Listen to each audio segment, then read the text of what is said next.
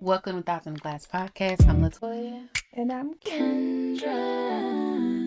And this is a weekly podcast where we share our unfiltered thoughts and opinions on a variety of topics. So sit back, relax, and join us on a conversation of real, raw, and ridiculously funny commentary. Period.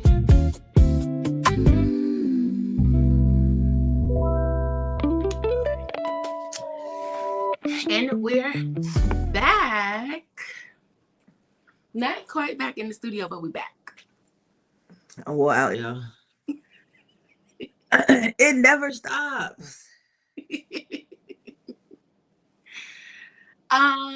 Okay, you want to talk about how you got sick, or you want to go into the spill? I don't even know how I got sick. I felt like, and maybe the anxiety of just like the Cerclage and everything kind of came down. But Friday, I was at work and my throat was kind of like super sore, and I was like, "What is going on?" It always And then, throat. so I was taking, I had some holes, and because of course we birthed a nation, but can't get no damn medicine to be able to take while you're pregnant. So I was taking some holes, and then my chest started getting like tight. So I knew that I had some like phlegm or something, and I started coughing. And yesterday, nothing was really coming out, just coughing really bad. But then this morning, I took some Zyrtec last night because you can't take allergy medicine. Mm-hmm. So I took that, and then this morning started to trying to cough up some stuff. So my chest isn't as tight, but now stuff is just leaking all over. So I will have a facial today. Won't be doing that. I was supposed to go to one of their mom's aunt's birthday party today, and it's at the pool, and it's at one of his uncle's houses, which is so nice. And I be wanting to be in the mix, and I can't even go. Yeah. So well, Avon should take the kids and let you. He can't. It's a kids free party. That's why I really wanted to go. Oh! It's for the adults. Now look at me with the kids. So, needless to say, here we are. Well, so for the and I want to get my girl sick. So. Right? No, I appreciate that. For the spill, so okay, let's start with the quick stuff. So they had the Grand Prix in DC. So messing up stuff. I know, right? And then gonna be jacked. Well, and so then I wasn't really paying attention to it. Like I knew it was happening because of the road closures and all of that. Yeah. But I wasn't paying attention to it. But I had mentioned, me and Judah were talking about it because he's really into racing and car. And actually, he's more of a, okay, I'm probably going to mess this up, but it don't matter. He don't watch it. But I know, so he's not really into NASCAR. He's more into what is the other one? What is it? The French one? Oh, I can't remember. You know what I'm talking about? It's like because they had it on cars. Yeah, like the Le Mans or something. What is it called? It's called Le Mans. I said it right. It's an annual endurance sports car race held in It's held in France. Anyway, yeah. I guess he's more of a Le Mans fan of like that racing event, not NASCAR, because NASCAR is more like American. I don't know, y'all. Listen. Yeah. Okay. Let me just stop right now trying to explain this shit because I don't know what it is. But anyway, we were talking about the Grand Prix because I was like, oh, that's your shit, like cars, racing, whatever. Like, you're going to be out there with the rednecks or whatever. And he was like, low key, he was like, even though it's messing up everything and the traffic is bad and all of that, he was like, but in the racing world, this is a big ass deal. He was like, to have one of these races in the nation's capital, to like, he was like, just like from a perspective of a fan, to see like your favorite racer going over 100 miles an hour down Independence Avenue, he was like, from somebody that's from DC, that's actually kind of lit. So I was like, okay, I can see it from that perspective. Yeah. Like, let's get into it a little bit. But I don't think it got the rah-rah that it was supposed to get, because just like that other 250 event, it was well attended, but it wasn't. So they did a lot of street closers. They did a lot of preparation in DC for this event. I was out there. It wasn't as packed as you would expect it to be. You know what happens, and I think that they don't understand and know what they're trying to do with these events, and it's supposed to be celebrating America, but it's a very tainted time to celebrate America. And I think that anything that has a 250 in it, they correlate because of him to him, right? Because even though they have like sprinklings of like regular stuff that they were probably already going to like, because this had to have been set up years in it, advance, things like that. And I think that it it kind of like that out of nowhere, the UFC thing, right? Mm-hmm. And so you have this grandiose thing, and here's another grandiose thing. So you put those things together when they prob- more than likely was not together. Um, but it's just anything surrounding this time, because anything that's happening in the DC, you have, so I'll say this, you have this, which is something that in the racing world, things like that is a phenomenal thing. However, NASCAR over the years have shown their racism, right? It's been very much so bold and things like that. So that gets to a point where it's like, I'm not supporting that. It would have been, I think, I'll say this. I believe that if this was Obama, where things were happening, but it wasn't so in your face, Yeah. you know what I mean? And it was more Mm-hmm. like, there was a little bit more camaraderie. There was a little bit more, I guess the people that were doing the real racism stuff that was in the back. Because how you going to do that in the nation's capital and this man, it just doesn't work. And so I just think that you have on one hand the NASCAR stuff, NASCAR, Lord Jesus, the NASCAR stuff, and on the other hand, when it's on TikTok, you got some white supremacists got Swastika. Pickett sign someone we hate Oh. niggas.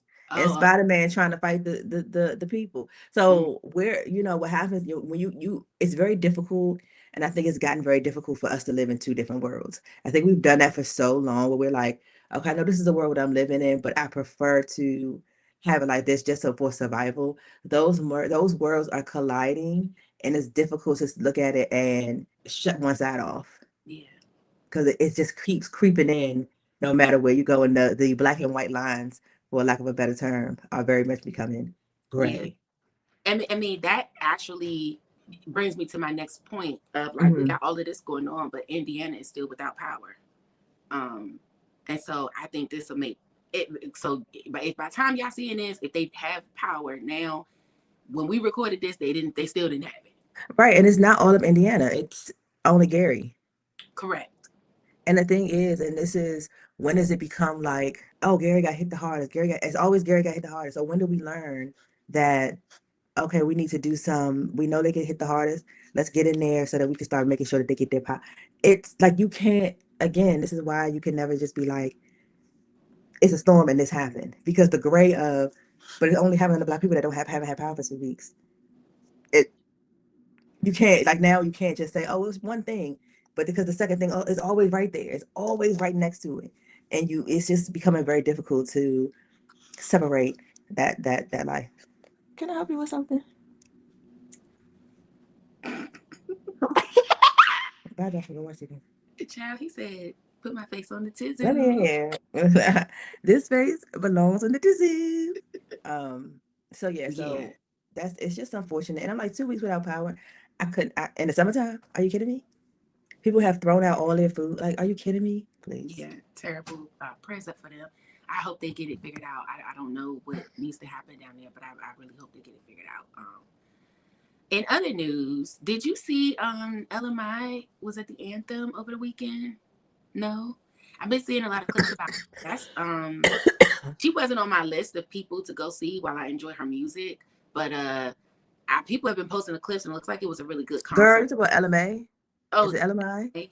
Ella I Mai, know it's Ella Mai. Child, I was like, booty tag. I don't know who that is.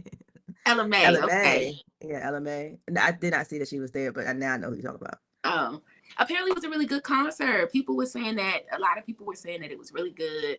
Like I said, she wasn't on my list of folks to see, but I don't know. I might, now I'm like, okay, well, maybe the next time she's in town, or if there's, if she's gonna be in Baltimore, or maybe something like that, I might go check it out. I know Yeah. Chris likes her music, and I like her music, but you know how you just have people that you just like, oh yeah, I like your music, but I ain't pressed to go I to a can listen, concert. but I'm not.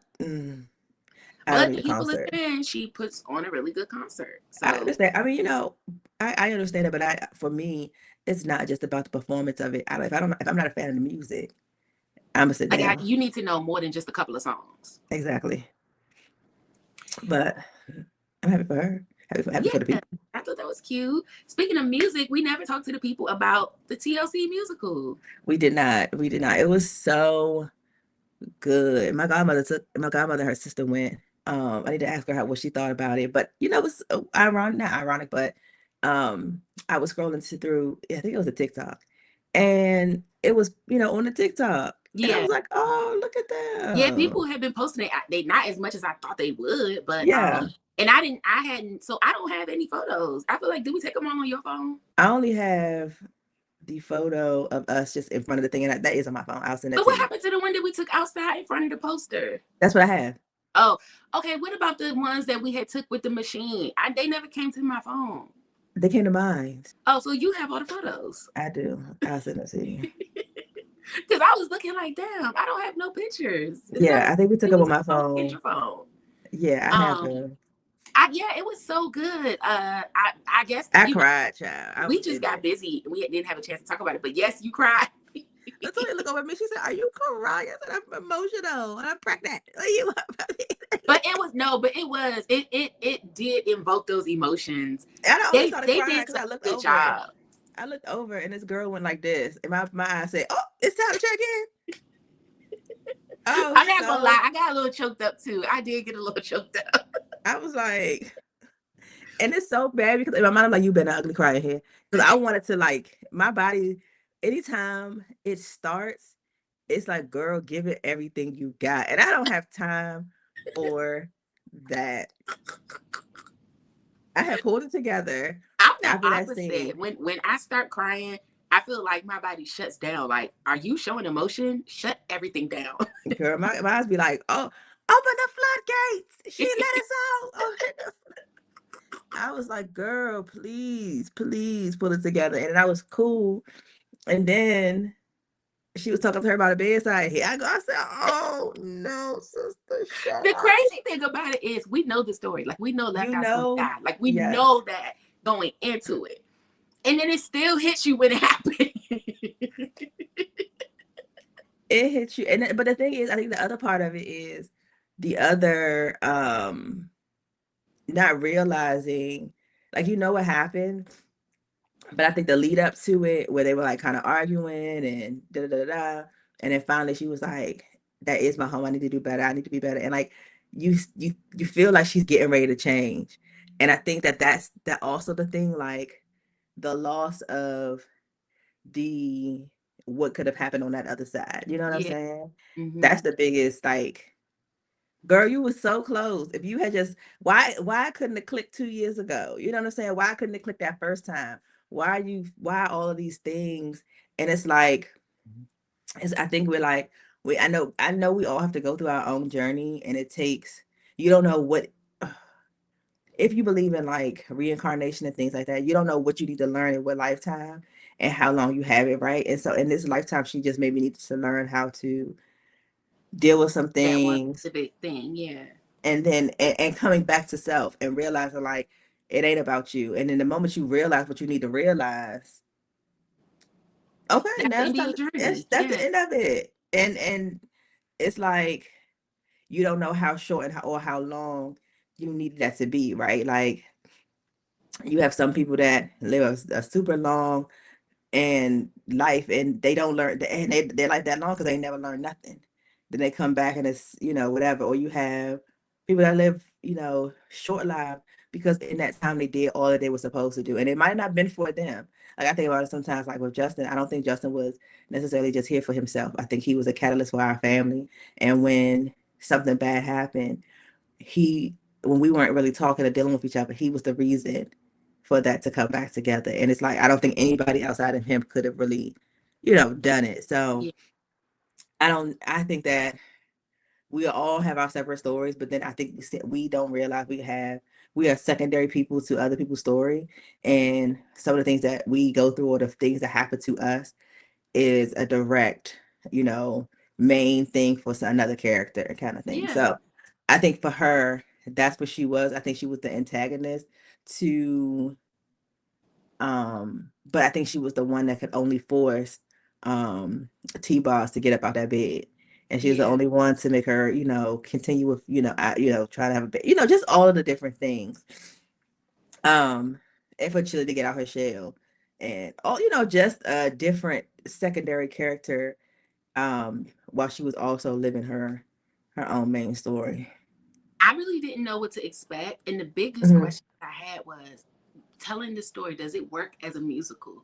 But honestly, it really did. I don't Yeah, it know did. who the producer is and who the creators are, but it really did. And most, I want to say 90% of the songs were their songs. And I just thought it was so interesting how the music that they made end up becoming a soundtrack to the story of their journey. Because like all the songs they picked out of their catalog for the different They scenes just fit for fit the things that were perfect. going on. Yeah. Yeah. And Yeah, I it guess was it really makes sense good. because as a writer, you write about what you're going through, but I guess it just fit too perfect. You know, it's like, now I know they wasn't writing about this, but this song perfectly fits this situation. You know what ends up happening with some songs? People hear it and it relates in different ways, right? Because I think fundamentally, it's like if you're writing a song about heartbreak, a lot of times it's not necessarily a heartbreak from a relationship with one man. It could be like, or not gonna say relationship. It could be, any type of relationship, friendships, things like that. Your relationship with your business. A lot of stuff there was the relationship with their music and how they felt about the industry, because you do think that going into the industry, you think that those are that is your friend, right? That is somebody that wants to see you succeed. And then when that music mogul or that industry person turns their back on you, it makes you reconsider, like, do I even want to do this music thing anymore? Or when it's no longer flowing like you used to, or you're not making hits like you used to. It's like, have I run out of the juice? So Somebody said when they listen to Beyonce, the best thing I never had, they listen to it from a perspective of an adult child whose parents like abandoned them, or like you had a deadbeat dad or deadbeat mom. And when I put the song into that perspective, honestly, it hit different. Like, especially for somebody who did not grow up with my dad, like, yeah. you turned out to be the best thing I never had. I'm like, that really hit different. When you like not thinking about a nigga, but like some of the other things in your life that you may not have had, but you still, persevered. Yeah. I'm like, yeah. So just to your point, that a song may be about one thing, but you hear it from a different perspective, and it's like, Yeah. damn, It deeper. resonates. It Yeah, definitely it resonates. resonates exactly. But yeah, so we did that. And so what else? Anything else for the spill? No, I think that's all that's been that we missed that we didn't talk about when we did that. We Yeah, I can think move that's all on. we did. So every week we do a drink of the night. Kendra, what's the drink tonight? So tonight's drink is excuse me. It's called the Coconut Dragon Fruit Mule. Super easy to make. You're going to use 2 ounces of your coconut Malibu rum, 1 ounce of lemon juice. I mean, sorry, excuse me, lime juice, 1.5 ounces of dragon fruit syrup over ice. You want to shake well, and then once you pour it into your glass of choice, you're going to add 3 ounces of your ginger beer. Stir it up and have a time.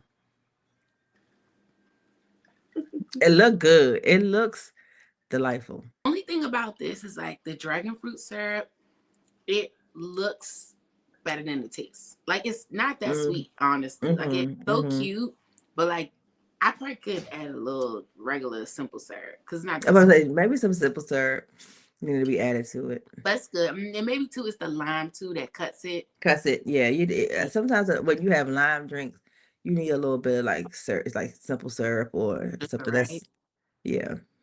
I mean, the coconut too helps to like give it some sweetness, But but coconut, that's sweet. and It's it's not like coconut super rum sweet, on top of that. Like it's not right? So that's not creme de coco that has right, sugar in it, but because it's right. coconut rum, you get the flavor, but you don't get the sweetness. So, Sweetness of and it, that could just be me. I like a sweet drink, so yeah. maybe for some people that don't like a really sweet drink, this is good. Mm-hmm. But yeah, that's just the only thing about that. That syrup could be a little sweeter, but I Sweeter, like it. Cute little nice. summer drink. I've been feeling like everything's been coconut lately, but I'm also like, but that's a That is a summertime yeah, thing. Malibu, the Yeah, coconut. That's a yeah, summertime vibe type of yeah, thing. yeah. That's an Um, island vibe. Island it is. girl. So okay, how was your week, or even like previous week? Because I know Yes, you had your operation. I was Like, yeah, get us. incapacitated.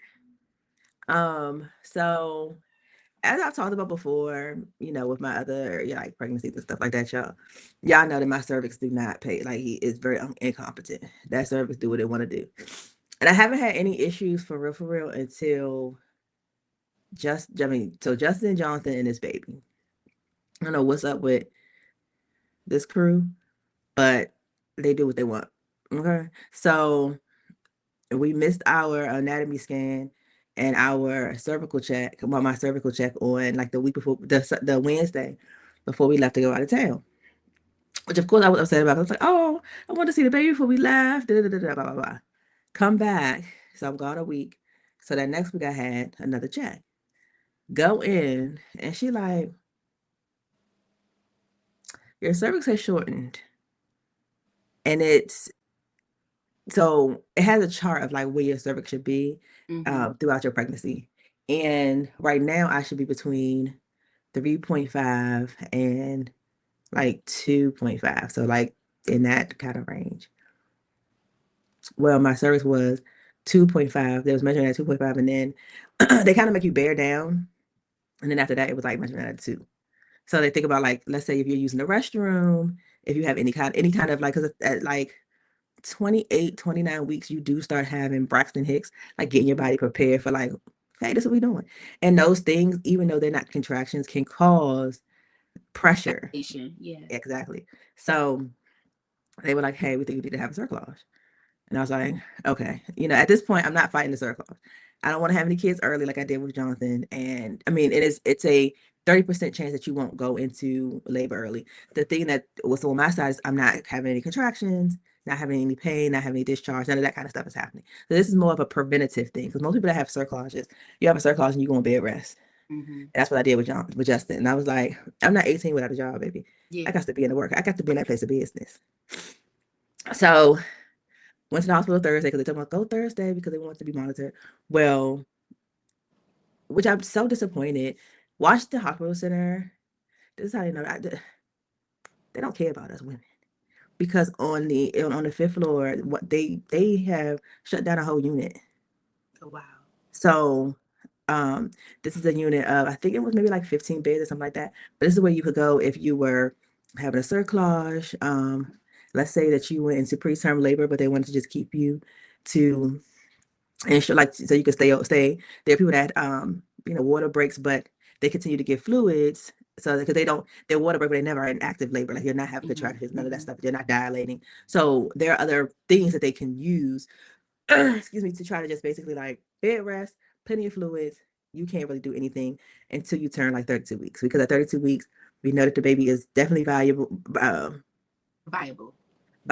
and you'll be okay. Preference is 34, but they know for a fact at 32, because Jonathan was born at 33 weeks.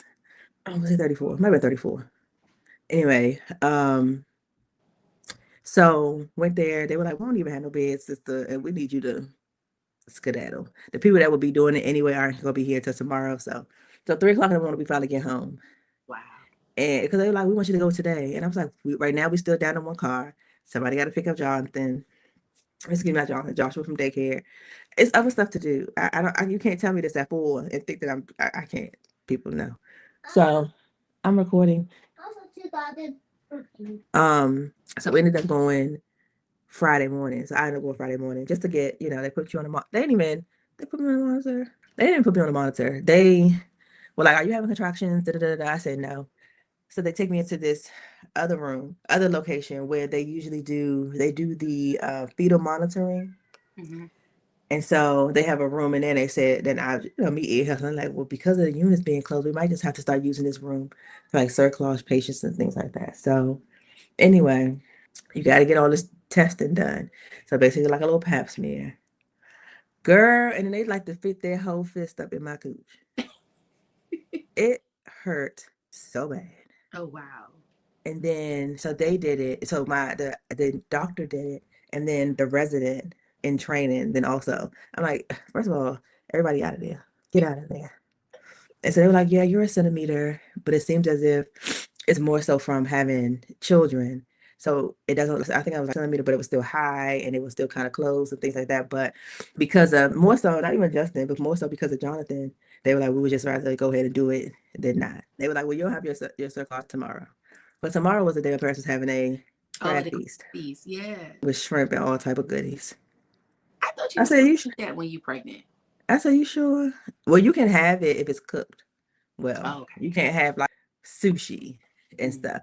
And they say like don't go overboard because of the iodine or whatever it is. So But I thought too the salt content too. I don't have any issues with salt. Okay. So anyway, so they were like, we need you to be there at 9 a.m. Well, 8 a.m. because your Cerclage should be at 9, blah, blah, blah. So I get the instructions and they're like, you need to be here at 7 a.m. and your Cerclage is for 10 a.m.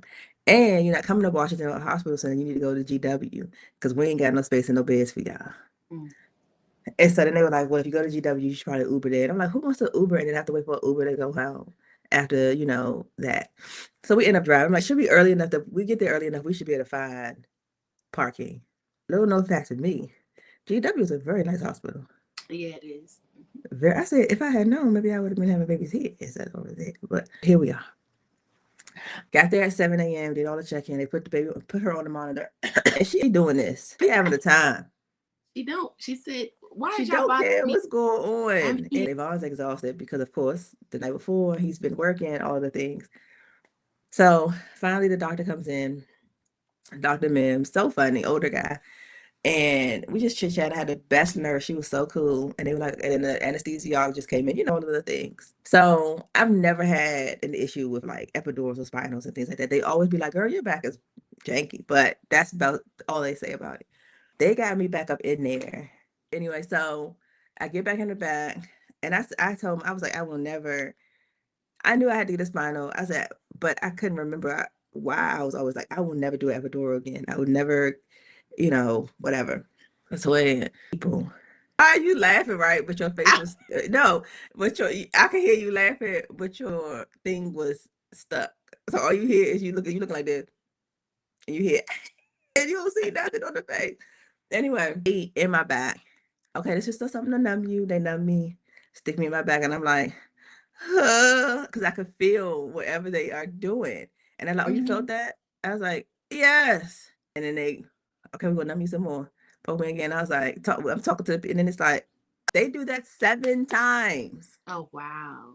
I'm like, and they're like, I mean, she's in a good position. I don't know what's going on. So the resident, because of course GW is a university hospital, so they always have people in training and things. He really is like pushing into my back, and he's like, oh, it don't go to the right, it goes to the left. Because my spine goes, this is my left hand, yeah. My spine goes from the top and it goes like this. And then it does like a sharp kind of right turn to make it look like it's to the right the whole time. It's a lie. It's a lie. It's a lie. I never did that. It's a lie. Don't watch The Housewives. So no, that was Carly from Love and Hip Hop. It's a lie, guys. Everything is a lie. Anyway, so finally, spinal gets put into my back, and it's a warm sensation. Now, mind you, this whole time I had to pee. I said, I ain't gotta pee no more. I ain't feel a thing, honey. I ain't feel Did you pee and you just didn't know it? No, I didn't. Because then she was like, so then Dr. Mims put the catheter in. And I was like, oh, God. Put the catheter in. Chow. I think was getting full. You hear me? The thing was filling up.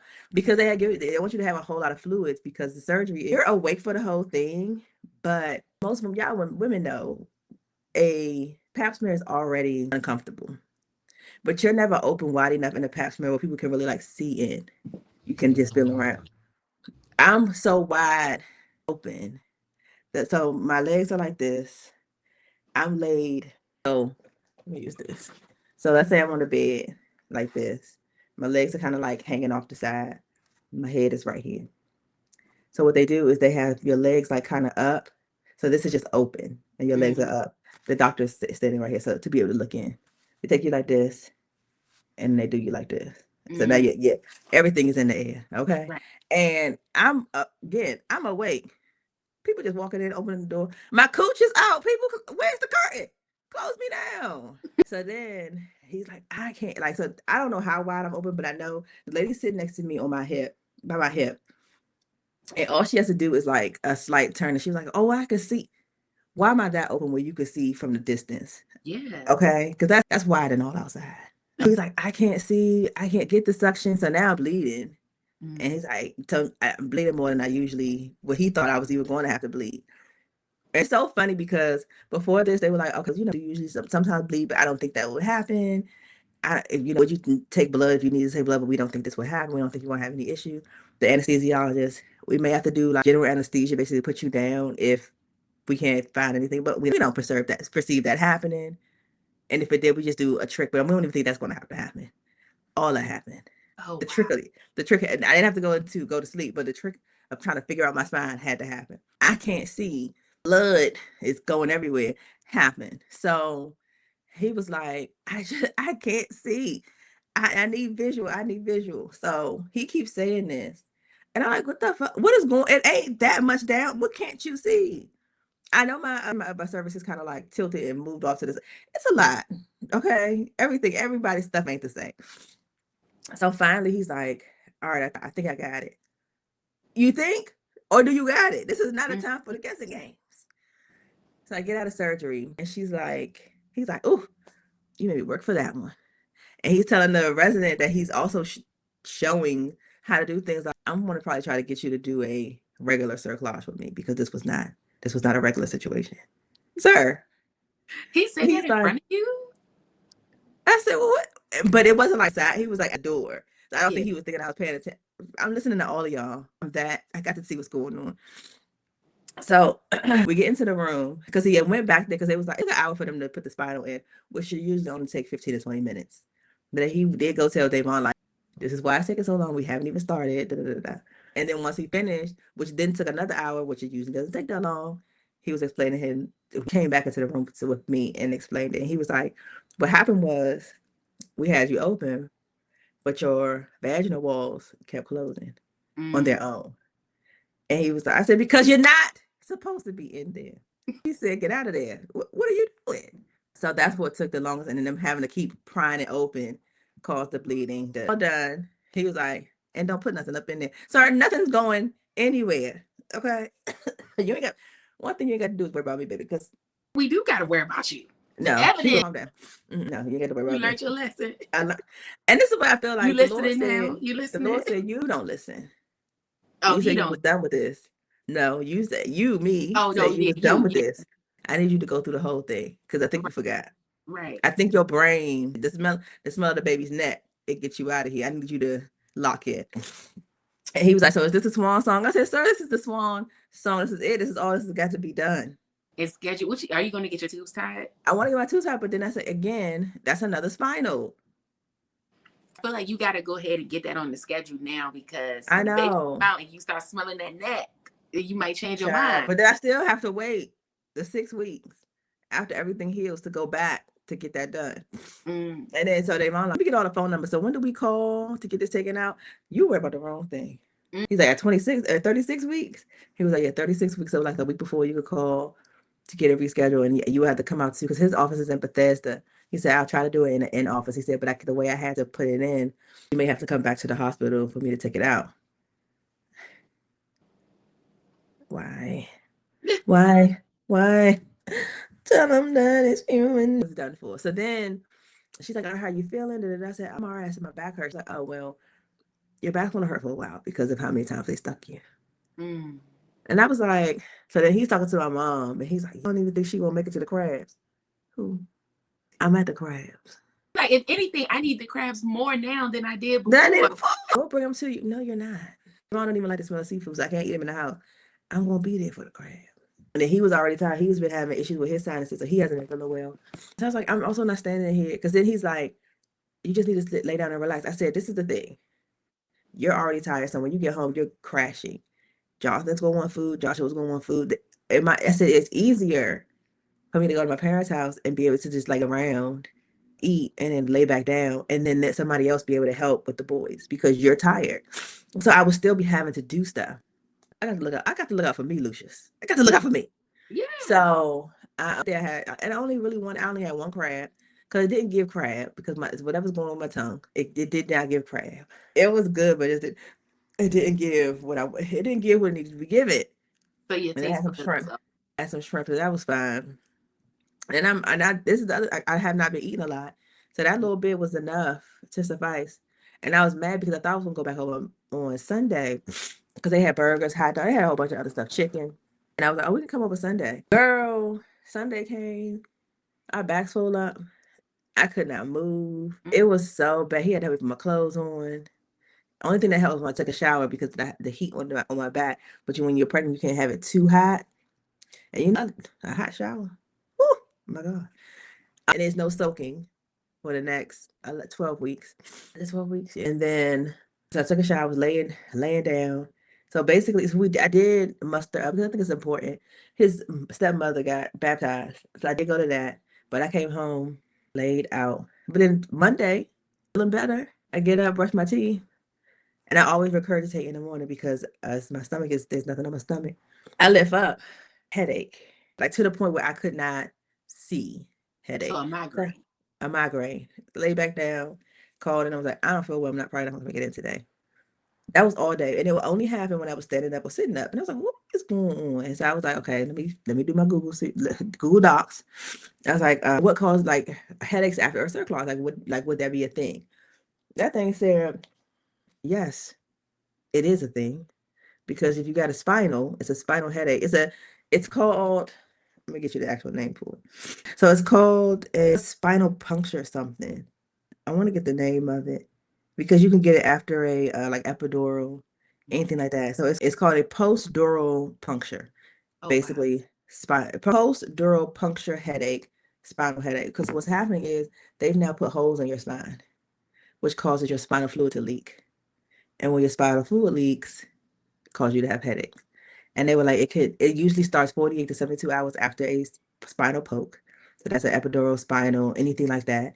And then it can last 3 to 5 days or up to like days. Sometimes for some people, depending on how your situation is, they have to end up getting it patched. Like they have to go in and get their spinal patch. Again, we gotta go all through all this and now there ain't no cold medicine. Are you kidding me? So Tuesday I get up, I'm feeling better, I brush my teeth, do all the things. I'm fine until I get on the metro. Then all of a sudden I have a headache. To work, I lay down on one of the couches, went away. As soon as I sat up, migraine. Leaving work early, and I took off on Wednesday too, just in case. And that Wednesday I had my anatomy scan. So I was pretty okay Wednesday. I had like a slight headache, but it wasn't anything terrible. And then once for my anatomy scan, now we realize why my cervix is like too much pressure. This girl has been head down this entire time. And it's not like that's head down and, she's head down in my pelvis. So they trying to get her to scan and she's facing out. So, usually they facing up so you get like a little profile. You see her just like this. That's all you see. Like I showed Joshua. Joshua like, nigga, look at the girl. It's so clear. Like he's looking like, the fuck is going on? So now I gotta go back because there was stuff they couldn't see that she's not in the good position, like trying to move me around, pushed on my belly. She kicked back. She gonna be a time. I could tell this Sagittarius is gonna give me a run for my money. And I don't even get along with Sagittarius like that. End up going back to work Thursday. Felt good. And then Friday, my throat started hurting.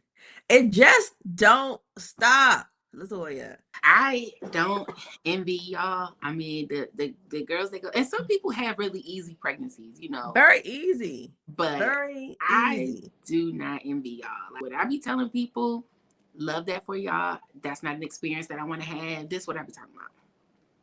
That's what I'm moving on. When people say, I'm like, oh, I love that for you. Like, and I'm fine hearing your story and other women sharing their stories, and I'd be like, damn, that's crazy.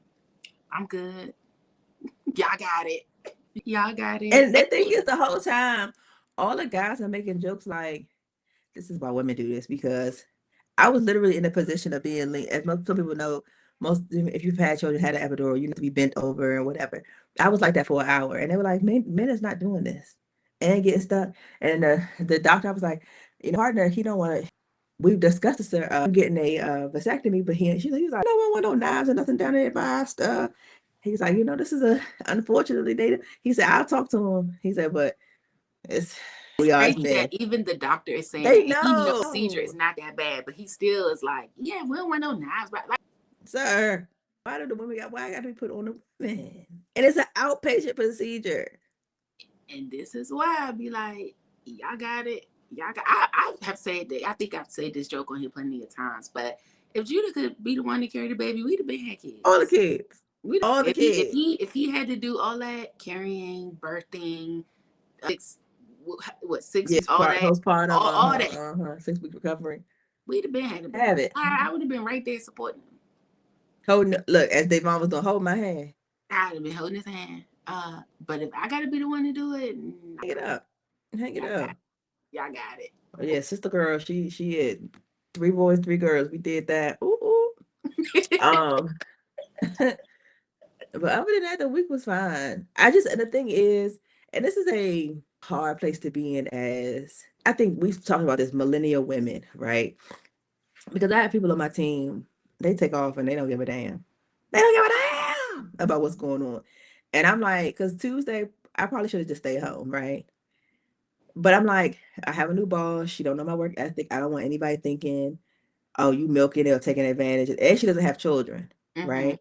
Then one of my other bosses, she does have kids, and she and I chit chat all the time. But the new boss, all she has is a dog. So you don't really know unless you really talk to somebody or have seen it with your own eye. She and I have never really had that kind of conversation. So when I went back to work on Thursday, excuse me, and I saw one of my other bosses, and she was like, I didn't even know what's going on. So I was telling her, and she was like, we're getting ready to have a cerclage. Because her cervix was over her cervix. And so they were like, well, you need to, they ended up doing acupuncture, and that helped move her cervix. She's like, I don't know why. I mean, not her cervix, excuse me, her uterus.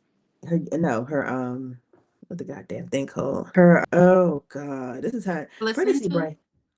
You want it. It moved her placenta or whatever, so she ended up not having to do it. She was like, it's her second pregnancy. She did have all these different, you was 38, you older, whatever. And so being able to have a conversation with her, she's like, I don't understand why you even came in this week. Why you say take the week off? It's a difference because you've gone through it, number one, and your work ethic. You know that I had this was us going on vacation with my first vacation of the whole year. I took off for a jailers thing. That's like a couple days, and I'm usually always there. I don't call out. If it's doctor's appointments, I'm still coming in. So you already know how I move. So I felt better talking to her. But I think for us, and I don't know, will it break or will it ever be a thing where we're like, I don't give a damn. I'm just not going to, I don't feel well. I need to take care of me. I'm not going to want to work. I think there's always that, well, what if just the whole thing and you end up pushing yourself more? Because when I was talking to one of the guys, I was like, yeah, I just had, surgery on Saturday. Like, what are you doing at work? That's like everybody, it sounds good until I say I was off and then they fired me.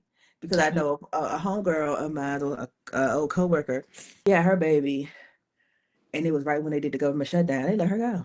Yeah. So. No, I get that, and I don't know if that feeling will ever go away. Yeah, it's very difficult. You have to be the one to be like, all right, I go above and beyond for y'all, but at a certain point, it's gonna be. I got to put me first, Lucius. Got to put me first. So then, like I said, other than that, and then getting sick now, and I'm hoping I feel better by tomorrow because I wanted to get back to my regular schedule like early and things like that. But I will not push myself. I'll just go in.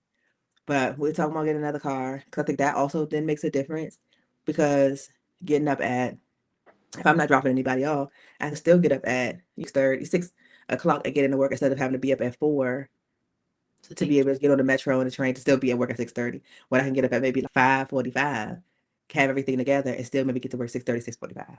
So I don't know, but that's it for my week. I know I took up all the time, child. No, it's fine. It is what it is. I be having things. My week was pretty good. So my week was actually pretty boring, just going to work and coming home. But last weekend, so not this past weekend, but the weekend before, when I had showed y'all that drink clip, I was at an all-white party, and we didn't get Thanksgiving. That's your vacation recap.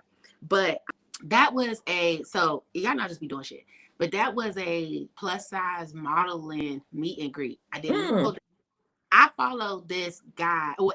It's a community. It's called District of Curves. Now I started following them because remember way back when I had randomly went to this photo shoot where the dude was like, hey, I need models, blah, blah, blah, right? So I went. And then, so it's kind of like a part of that. He's not a part of it, but the photographers and some of the girls are a part of this little group. I thought it was like a social group. Even though we met for that modeling thing, I just thought that was just like a random, like, hey, I got these photographers. They're trying to build their right. If anybody wants to come out, blah, blah, blah. So we all exchange information. So I'm following this group. I'm thinking it's a social group. So he's like, yeah, we having an all-white party. Come out to the all-white party, you know, mix and mingle, get to meet people, blah, blah. So I was like, okay, that look cute. I'm like, let me check it out. Get my ticket, get there. And at first I'm like, this is so weird. Like, it's all girls. But I'm like, but that's okay. I can still have fun. Even though it was some guys there, it was mostly girls. But it seemed like everybody knew each other. So that was the other thing that threw me off. I'm like, they must really like hang out regularly, do events all the time, because why everybody know each other? So at first nobody was really saying anything. I mean, I spoke and they spoke back, but it seemed like everybody was clicked up. And so I was like, well, fuck it, I'm here, I done bought my ticket, I'ma just and then one of the girls, I had ordered that drink, and one of the girls was like introducing herself. She was like, do you model? I was like, no, you know, no. And she was like, oh, okay. She's like, so how'd you hear about the event? I'm like, I seen it on Instagram. I thought it was just like a social, like, I was like, I follow this guy. I follow this group, District of Curves, and it was doing a curvy girl, all white party. So I just was like, I'm curvy. I got a white outfit. Right. I'm in there. She said, okay, so yesterday he did like a casting call. And today was the mix and mingle to the modeling casting call, and then we had a mix and mingle event afterwards. I said, well, that was not communicated clearly. She was like, anybody's welcome to come. It's just that's what it's about. So I said, I should have known something, because I saw the plus size or the full figure pageant winners. I just thought, you know, it's like, I just thought, oh, it's a plus size event, so they're here. Or not, I shouldn't say plus size, but it's a curvy girl event, so they're here kind of representing, like, you know, whatever. I don't know. I just thought like, oh, it's a curvy girl event, so they will be here. In my brain, I don't know what I was thinking, but the girl was like, yeah, I mean, she was like, so you have the modeling thing, and then she was like, then you have the pageant thing. It's two separate things, but they do a lot of joint events together. Gotcha. So I'm all up in the people's stuff and ain't got no business in there. So, I mean, they said it was open to the public, but I don't know. I was just like, I had no clue what was going on. So the people, everybody, so after I had that one conversation with that girl, now I get what's going on. And so I'm talking to people, just introducing myself, and everybody's like, oh, were you in the pageant? Are you a model? I'm like, no, y'all, I'm just here for vibes. I'm here for a time. I'm just here for the vibes. Yeah, if a job comes out of it, that's one of the organizers was like, he was like, I wish you would have came out yesterday. He was like, I mean, I feel like you got the look. You could be on the team. I said, thank you. I appreciate that. But I said, I've been talking to the girls, and I heard that y'all had like 2,000 like contestants that can't like actually audition. He was like, yeah, but he was like, still, he was like, if I see talent, it is what it is. Like, whether it be at an audition or if I randomly see talent, on the streets, you know, and stuff. It is what it is. And I said, well, thank you. That's a very high compliment. I'm flattered, but I didn't know nothing about it. And I said, stuff like that get real dicey. Them people that stood in line and they want to be considered for that spot. So I said, I'll come to the fashion show, and maybe next time, you know, I'm not standing in nobody line.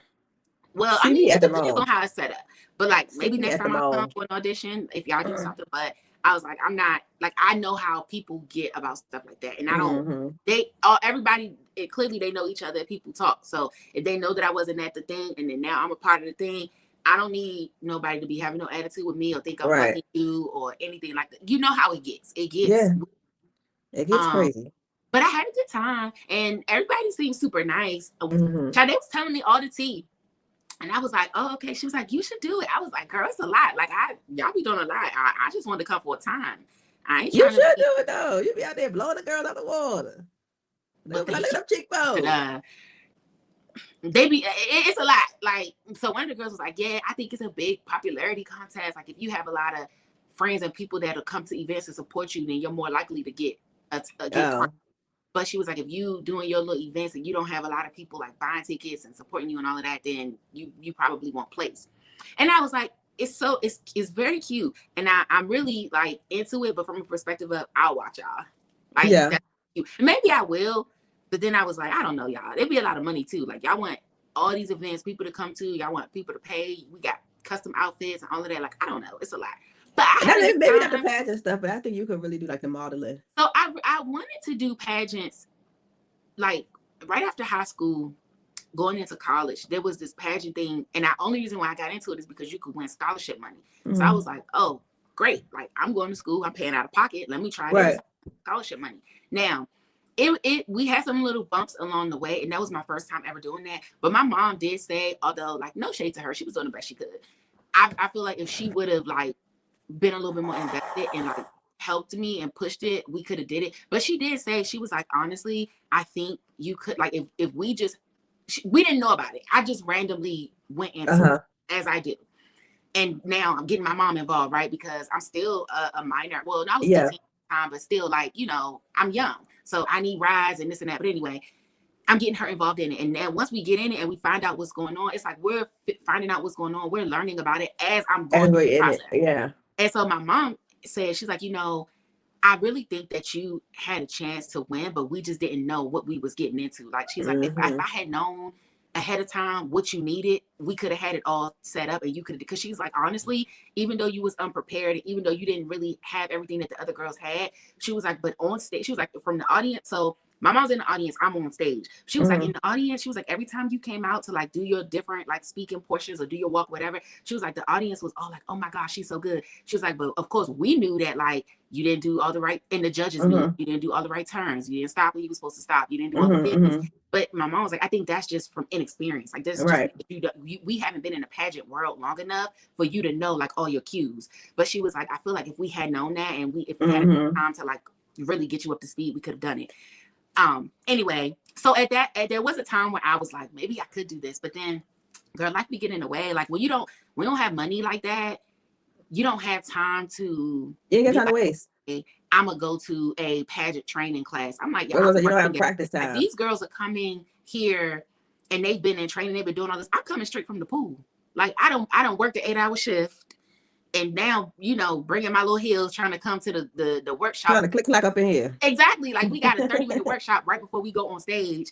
And that's literally my only training, right? So anyway, so I had thought about it at one point in time. It's like, I think now that I'm older, and it's like, well, you do have the resources and you could do it. But I also know it's a lot more behind the scenes that as a young 18-year-old, I had the energy for that. Now at 40, I don't know if I have the energy for that. Girl, you are 39. Well, almost 40. If I were to do this, it would be, because the one for this year is already done. Yeah, so it would be in your 40s. For next year, I would be in my 40s, and it's like, oh, girl. Yeah, no, you know, do I have the energy for that? I don't know. But it was cute. It was a time. I like the vibes. Like, I definitely was like, I'll come to the events. Like, I'm definitely here for the vibes. I love like good like women, you know, empowerment. Yeah, like I love a good, you know, social moment. So that was super cute. And then, so this past weekend, I went to the National Book Festival. I'll throw some clips of that. It was okay. So this is what I was telling you. Like, I was out in DC during the little Indie 250 thing, right? But I'm at the National Book Festival. Low key, I feel like the National Book Festival had more people than the Indie card thing. I believe it. I could be wrong, y'all, but from my perspective, it was very nice. So 3 critiques I have. The first critique is because it's hosted by the Library of Congress. And so it's a government-backed event, and everything this year that the government do is $250. I feel like, to your point from earlier, that $250, I don't know what you call it, but just that $250 thing being in the background makes everything feel a little bit more depressing. Yeah. So, you know, the National Book Event, they had a big like political theme this year. A lot of like red, white, and blue stuff going on. And so that kind of turned me off, and I think it turned a lot of people off. However, in spite of that, there were still some good things. If next year, you should take the kids, because they had a lot of stuff for kids. Like, they had interactive, like places where they could like do stuff, like color, draw, like try on different costumes. They had live readings. Most of the live readings were for children's books. They had the authors there.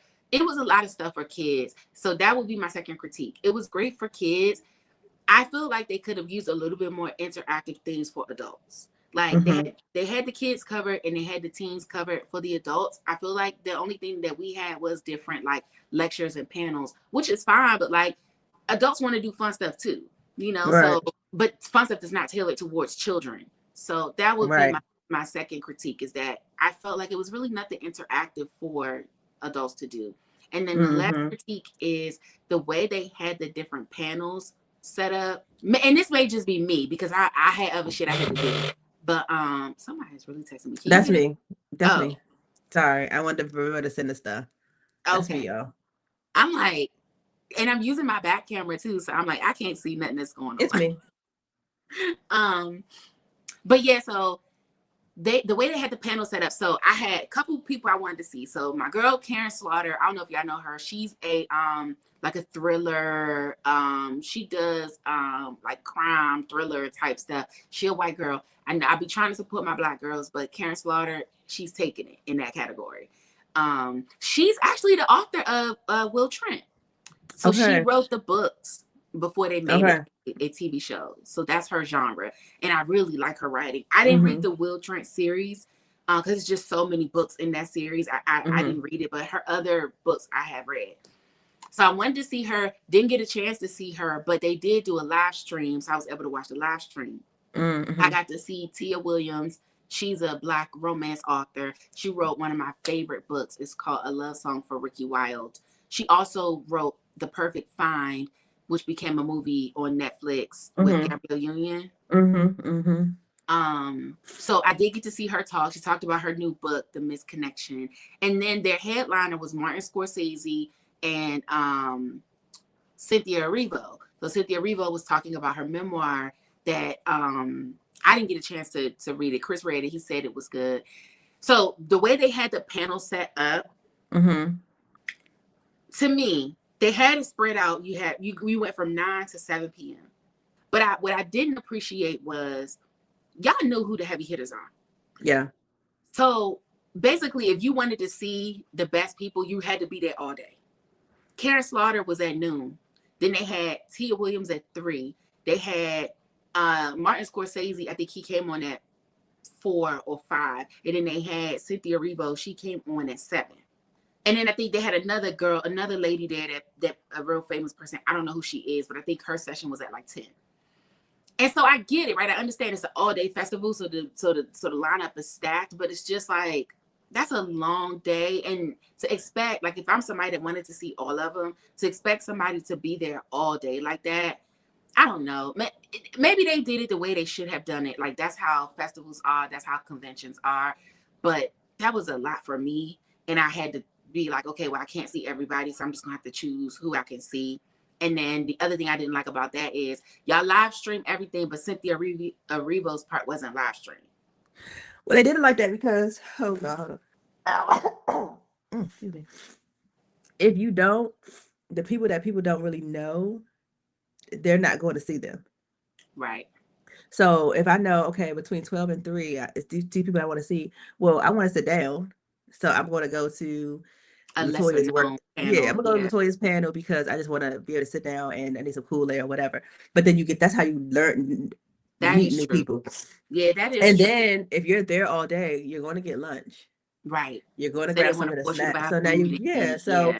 all of these things are okay. You got your ticket, but within that ticket, now you're buying food. Now you buying merch. Now you're wandering around. Oh, now you've ran into this person or went to a panel. You're like, I really like what she's talking about. Let me see what her book is. So it then opens your eyes to other people. Because if they did it where it was like back to back, or maybe by half the day, everybody's gone, That's true. and then I mean, you you're kind right. of Like I lose said, out. they probably organized it exactly as they should have. It just irritated me because I was like, I can't be here all day. Like I got other stuff I got to do, and I want to see the people. But whatever. I'm not complaining about that, y'all. That's just my critique. Also, it's a free event, so and they do it every year. So Yeah. Oh, if it's free, they definitely got to stack it a different way. yeah. But I recommend, like I do recommend. So That sounds so fun. that was that. And then I had to end up leaving early because we had our family reunion. My grandmother's father's side, and I Mm-hmm. was talking to one of my cousins about this. I do feel blessed to have such a large family and be connected with family, but it also to be a lot at times. Like it just be a lot. Like and these are just my mom's parents, my grandmother and my grandfather. Mm-hmm. My grandmother's family, her mother, so now we're talking about my great grandmother and my Mm-hmm. great grandfather. They have huge families. So my great Mm-hmm. grandmother is a Deal, my great grandfather is a Johnson. They have huge families. Right. So just on my grandmother's side, it'd be a lot going on. Then on my Yeah. grandfather's side, the Evans side, he has his mother, my great grandmother, she's a Pixley, and then my great grandfather is in Evans, so that's the Evans line. Mm-hmm. They have huge families. The difference is those sides are mostly like down south, like the Evans are from South Carolina, and I think my grandmother Pixley's, they are from the Caribbean, or I think South Carolina by way of the Caribbean. So they're not here as much, so I don't really have to like interact. Yeah. But my grandmother's side, they all from Maryland. They've been in Maryland for years. Like they deep in it. So they all here, you know. So it's like it's every time it's something going on, it's like, oh, you know, so and so having something. That's your cousin, and we got to show up for such and such, and so and so. And it's like it's good. Like I love it. I love community. I love being connected to family. But it just be a lot sometimes. So Saturday was the Johnson family reunion, and it was nice. It was good. It'd be a lot. It'd be a lot. Yeah, we don't have a huge family, but I mean it's not huge. And when we migrated up, we have a lot of family that just kept going. So folks in Detroit and things like that. So my mom, more than because this is my dad's side, she's more in the loop than my dad be in the loop. And I think part of that is because on her side, she's not as close to family. Like we dated on that Beatty side. Well, on the Beatty and what's my grandmother's maiden name? Oh shoot, I can't think about it. But that side that we don't. Not that we don't get along, but I think what ended up happening. Well, I know what happened. You have 3 sisters who have other siblings that came from the South, but you have 4 sisters, excuse me, who raised their children very differently. And the strictest of them was my grandmother, who was like, y'all not hanging out. You know, my aunt Cat, everybody would go over there to play cards and do, you know, so they was just like, her sisters they was having a time. Okay, a time was being had. And Christine was like, I'm going to work. I'm doing this, I'm doing that. So my mom more so because of her story of leaving home so early, she's not in the mix like that. And everybody's like, oh yeah, that's cousin Tina, but like cousin Tina we didn't see her for like 3 or 4 years, and she went off to college, and you know, so when they was doing stuff for Christmas, my mother couldn't make it home, she couldn't make it home. Or if they was doing like it's the middle of the summer and we doing cookouts, she in boarding school, you know, so it just wasn't the same. So she's not as close with like on my dad's side. Now it's the Moore side. They are very close. And so when things happen, she's like, oh well, such and such is down because Cousin Drew's, you know, brother passed, so everybody came down from Detroit. So they're very supportive of each other. And she was like, so it would be great if you guys could make it. And I'd be like, no. That's how my mom and them are. My aunt Erica, she stays connected, but like my mom, Deborah, Daryl, you know, they don't. So it's like we had this huge family, but then at the same time, there's like mainly just me and Erica. Sometimes my mom and like maybe my sister Amari. Like we're really the only ones that will connect. Reach out are the gluish. Yeah, exactly. Like everybody else, like they were asking me at the family reunion about all of them. Like, where's Chris? Where's this person? And I'm like, y'all, I'm here. The people is at home. The people, the rest of the family, they don't be one thing. Like this kind of stuff is not really that important to them, you know. And it's not now family reunions and stuff. I'm going to the family reunion. I'm going to at least see the kinfolk. Right. And it's no shade, right? It's not like they don't like people. It's just I just really honestly think that distant family like that is not that important to them. Like if I was having something, all my family would come over. Right. Because this is our great grandfather's family, then like when I was telling Chris who like the people were our cousins, he don't even hardly remember them. Yeah. So it's just like it's just hot outside and I'm hungry and I don't feel like doing all that. But it is important, and I be telling them this, like it is important. It is because the last thing you want, and maybe people don't care about this so much now, but the last thing you want is to fall in love with somebody and find out that's your cousin.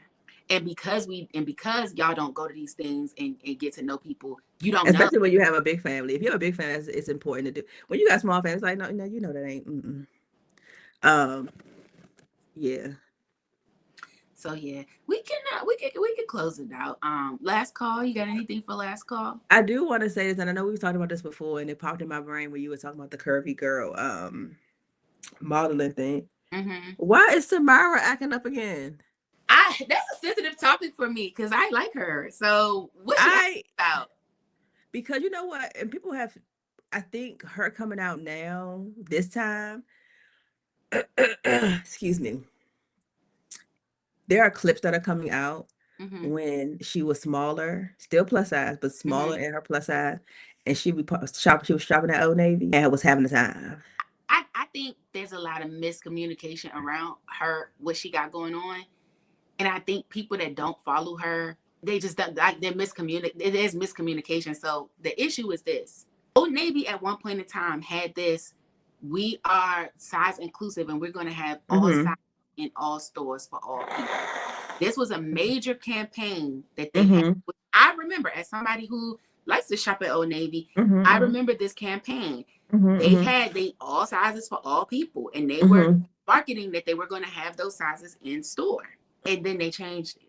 They Mm-hmm. quietly, without doing a big marketing campaign, actually we're not. Some stuff, and you still can find a good amount of stuff, but their campaign was this: anything that we make, all sizes will be available. Mm-hmm. And so people were like, oh, that's great. And I'm not just talking about plus sizes. Judah wears tall sizes. Mm-hmm. This was like Mm-hmm. pre-COVID. So Mm-hmm. I remember we could go to Old Navy and he could get a XLT, the size Mm-hmm. at the time. And Old Navy was one of the only stores that we could do that. We could go in Mm-hmm. store wherever we were, go to Old Navy, and he can get an XLT. I could go in store, Old Navy, wherever I was at, if they had their Christmas pajamas, if they had a specialty shirt that came out, whatever, I could go in and get a 2X, whatever. What happened is they changed it. And if people don't, so this is the problem. She's talking about something very specific. She's saying, as a plus size person, you all, Old Navy, major company, you all said to us that you were going to have all sizes in store. Mm-hmm. Now I've been going into store, and while you still carry some of the plus size, you don't have all the sizes like you said you were going to do, and it's not for everything. Now, even I have experienced that. You look on their website and they're like, oh, we got this new flower colorful dress. You go in store, they have small through large in the flower colorful dress. They don't have the plus sizes in the flower colorful dress. You go online, it's there.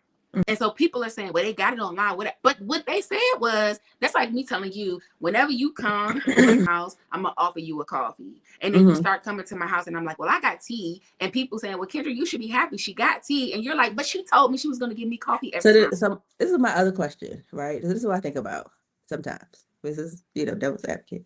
You go into the store, there's millions of Old Navy stores, right? And different demographics, different areas. Absolutely. You go in and you're like, the first, I could always find something. Well, it's part of the reason you can always find something because a lot of people are not shopping for that size. Correct. Right? So now I am purchasing merchandise because I think about what Kevin was saying, right? I'm purchasing smalls and mediums. That's not the demographic that's coming to the show. Correct. So every time we come back, that is money I put out that I'm not getting back because no one's there to purchase it. So Correct. now I have a smaller amount of this because the demographic of what it's supposed to do is not here. Absolutely. And so this is why. So people are like, what's her beef with Old Navy, right? Because all stores do this. And so this is why there's a beef. Old Navy opened their mouth and said they was going to do this. Well, this is the thing. I think that two things can be true, right? There can be, yes, we're going to make it inclusive, and they did that. I'm going to open it up. It would be the same thing if I was like, you know what? I'm gonna do this. I'm gonna open up my house as a shelter. I'm gonna buy all of this food. I'm gonna feed people. And let's say for the first 6 months, because it's a fad, because everybody's like, oh, I can just do this. Now I have all of this. Then 7, half of those people come. So now I'm throwing away, or things are just sitting, or more of the demographic of the people are actually still just buying online.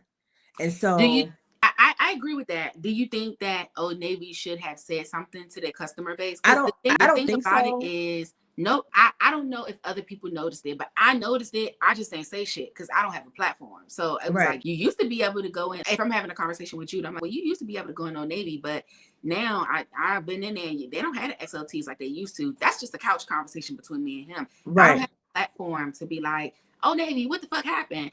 So what I'm saying is, do you think Old Navy, because they were the ones that said they were going to do this and then changed it? And I agree. Maybe they changed it because they realized this was a marketing thing. We thought it was going to work. It didn't really work. But we found out that it was a great idea. Maybe we overpromised though, because we really can't keep up with the demand, whatever the case may be. Should they have come out and said something? And then second part to that, to incorporate the Cardi B piece, when people have their different feelings about this, but it is what it is. When Cardi B got involved in this, is because she was giving out merch to her fans. The 3X sold out, and she got on live and said, "Y'all some fat bitches. I didn't know my fans was big. The 3X is sold out so quick." Now, some people was okay with that. Some people were not. Some people basically made the comparison of, now if Rihanna would have came on here and said, "Y'all some dark monkeys because I made the darkest shade of foundation and that sold out first," y'all wouldn't have liked that. But Cardi can say, "Y'all some fat bitches," because her 3X is sold out and y'all are okay with it. So Samyra's point from that was, oh, Navy, you have a ad campaign where you're doing jeans for curvy girls, but you're using a model who has in the past said negative things about plus size people. So y'all don't care. Y'all just want. But that's so. You know what I mean? Yeah, I guess what I'm asking is, because her beef is with Old Navy, so I'm saying, should Old Navy be held responsible at all, or is it that, hey, this is business, and they're just doing business as usual? I feel like with the whole, like, and I think we've had this conversation. I feel like with the whole Cardi B thing, that's how she's always talked. Period. Right. So it would be the same thing as when Monique talks about fat bitches. Now it's different because Monique, but when Monique talk about skinny bitches, the fat girls be like, and she onto something, kind of thing, right? So I think it also looks at, if I'm talking to, if these people are the ones that are supporting me, and we use the word bitch very loosely, yeah, in our community, we don't call each other monkeys. We don't call each other that in the form. So I think the terminology is, if I'm talking to, for example, and we don't talk to each other like that, so it would be it would be out of the norm, right? But if we were friends that those friends that call each other, "Oh girl, you fat," "Oh you whatever," "Girl, you ain't even going shit," and they be like, "Girl, I'm hungry," and they move on from it. That's the norm in the way they have conversation. It'll be the same. It's the same thing when she threw that mic at that person. Well, her fan base is gonna be like, "Well, you should have did that." Everybody else might be like, "You went too far." So if I'm on live with the people that are supporting me, how you feel about what I said is how you feel about it. I think it's the same thing when Kevin on stage gets dragged regularly about stuff that don't bother me.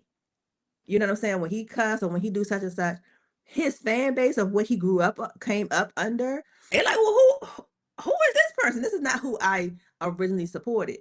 The difference is, this is the original. This is nothing about Cardi has changed. Nothing. I agree with that, but I'm asking Navy. Now you're making Cardi a spokesperson, knowing her background, know her like that. That's fine when she's selling her own merch to her own plus size fans, right? Because they know who she is. But now Navy, a major conglomerate, they want to use her as an ambassador. Well, she has offended some people in the past. So when you decide to use her as an ambassador, you have to be okay with the people that don't rock with her now not rocking with you. And I think that just comes with the tear. I think people are fine with that. I don't think that Old Navy would care. I think the same thing when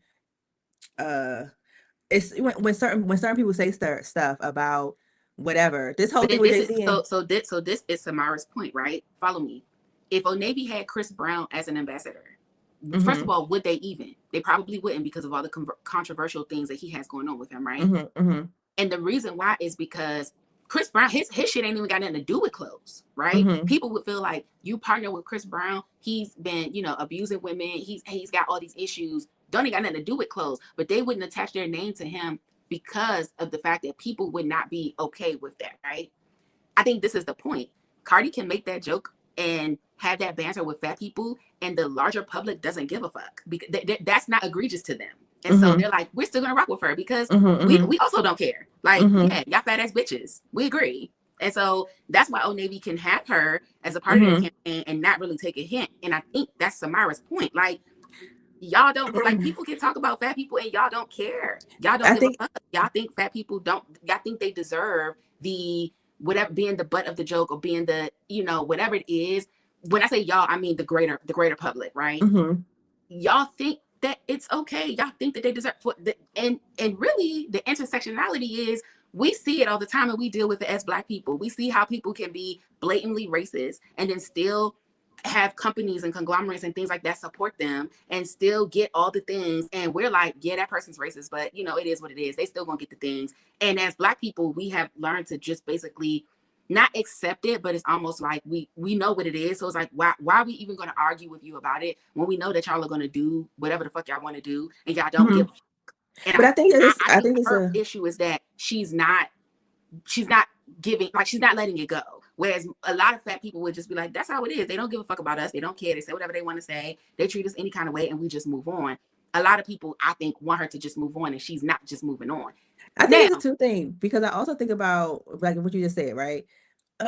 We have that situation where fat people are butt of the jokes. It's the same thing when dark skinned women are butt of the jokes. It's when people have been black people have been abused, but they're still going to the Chris Brown concert. Sold out. The whole thing with Usher giving somebody herpes, sold out. People are still boycotting. Saying a free R. Kelly. Diddy's not getting as much of the vitriol that he should be. Like, it's. I think what ends up happening, I think what can be annoying is that there's more than just. I just think that it's a little annoying when, and I don't follow her, so she don't go viral on my stuff until she does something, until it's something where she's kind of attacking someone else or doing like her. If you want to do your music, do your music. If you want to do your stuff, that's, to me, that's the point, because I do follow her, and same, she doesn't. I literally follow her, and she doesn't blow up on my feed until something controversial happens. So to me, I feel like that's the point, right? Like if you are an advocate of something, and you see that, no, when I'm just doing my regular day-to-day, when I'm going to different businesses, talking to them, doing my music, when I'm doing all of that, nobody hears it. But as soon as I get into it with Old Navy, as soon as I get into it with Cardi B, now people are paying attention. I'm not saying that it's right, because I actually hate that.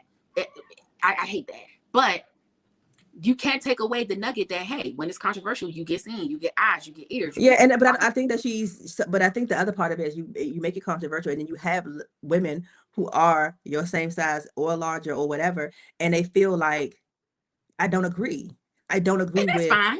what you're saying. And so I think that the other part of this is you can feel how you feel, right? You can feel your feelings, but you're also saying this for a whole community that doesn't all feel but the way you I feel. think it's more than just a feeling. I don't think it's actually a feeling. I think it's a fact. Like, I just wish that she would, and maybe Old Navy should say something or come out with, well, we had the things in stores, and the purpose of us taking the things out of the stores because y'all wasn't buying it. They weren't not coming to the store. Like, they were not doing such and such. That's what I think too. Like, maybe they should say something. But I think the reason why they don't say it is because then that would expose, I think, another part of what she has said is that you all use, I'm not even going to say plus size people. You all use people that are outside of the norm of the typical body range. You use them for marketing. And if you come back and say, well, we tried it and it didn't work out, whatever, then you actually also have to admit, why did you say it in the first place? Why did you I don't believe that beforehand? Right? Because if we're just looking at it from a business perspective, right? Right. Like for me, I wouldn't say for my candle business, I'm going to carry every single cent. I would never say that, because from a business perspective, I will be in the same boat as Old Navy. That's not going to work for me. Eventually, something's not going to sell. I'm going to be carrying overstock. Certain demographics, that's not going to work for me. I would have to, as a business owner, I would have to do my research, know who my consumers are, figure out what it is that they want, what they buy. We're talking about Old Navy. We're talking about a multi-billion-dollar company. They have the resources to do the research around the marketing before they say anything. Before they say, we're going to offer jeans in every size. Before they release that ad campaign, they have the money to support. Let's do some research. Let's figure out if we can do this and what does that look like. So if you have a marketing campaign where you say something like that, what was the reason? You didn't even have to open your mouth because we were already shopping there. So what was the reason? Well, I think that maybe, and let's look at the time frames, right? So if you're saying before COVID, you were doing, you had the stuff, they had stuff in stores, it wasn't a thing, right? So let's just look at timelines. There are certain stores that were open and doing certain type of business right before COVID, because money was different and what people were and were not spending. I think even before then, the internet is always a thing, right? It's a booming thing. More people now, when I'm having conversations, they're like, oh, I got my stuff off TikTok. I got my stuff off of such and such. I get my stuff off of Shein. And so I look at the different, I was never, and I don't have a dog in this fight because I was never really like a Old Navy shopper. But then I also looked at Old Navy like, you didn't have, in my opinion, curvier wears. It was more fit for straight leg women, right? So, excuse me, I think that in every I think that things change, and the people that get affected by it, I mean, of course, it's gonna affect everybody differently.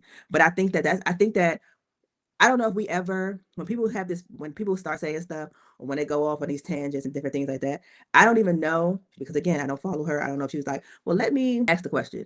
Let me say, okay, 2020 people's out, maybe out shopping.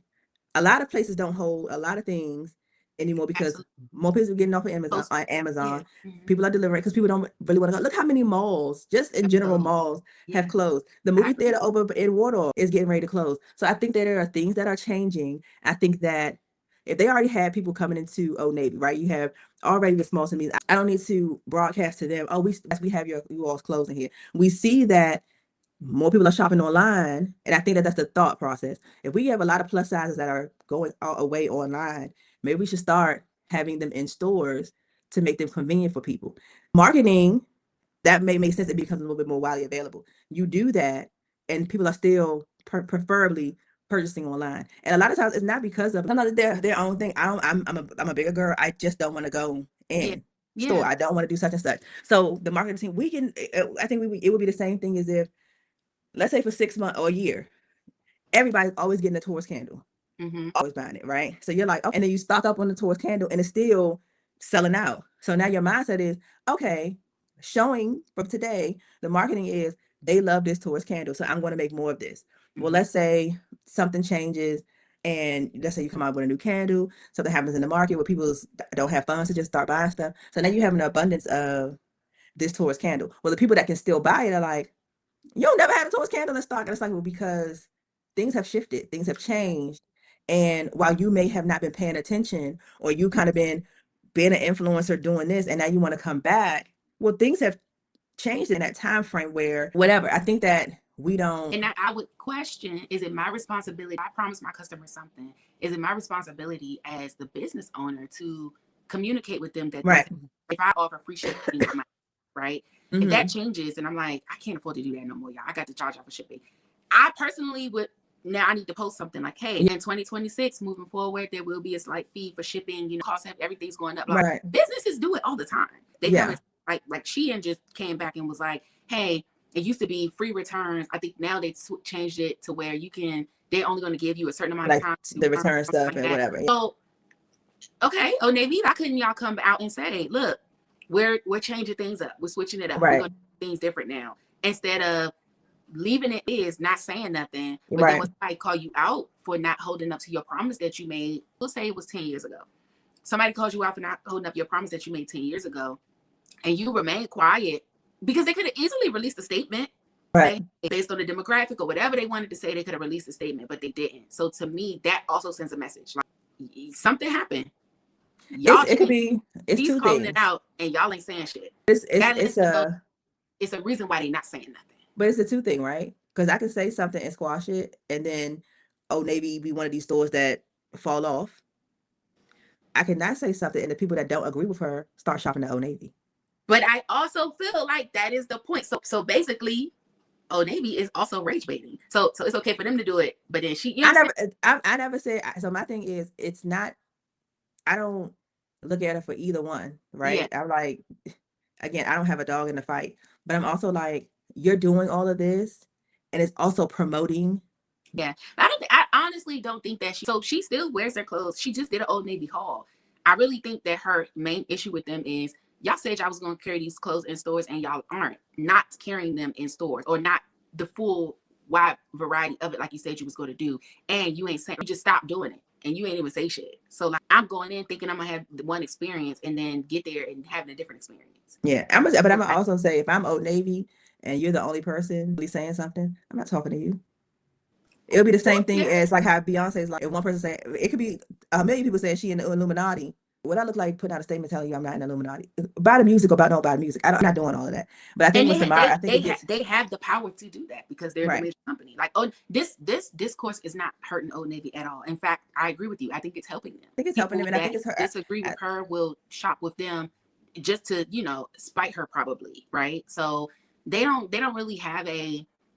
It's not hurting them, but I do think for the public, like, this is signaling something that me personally, I'm never going to be on the side of a major corporation because y'all got money, y'all got like Old Navy. You could have, I don't know, 10,000 cases of 2XL stuff don't sell.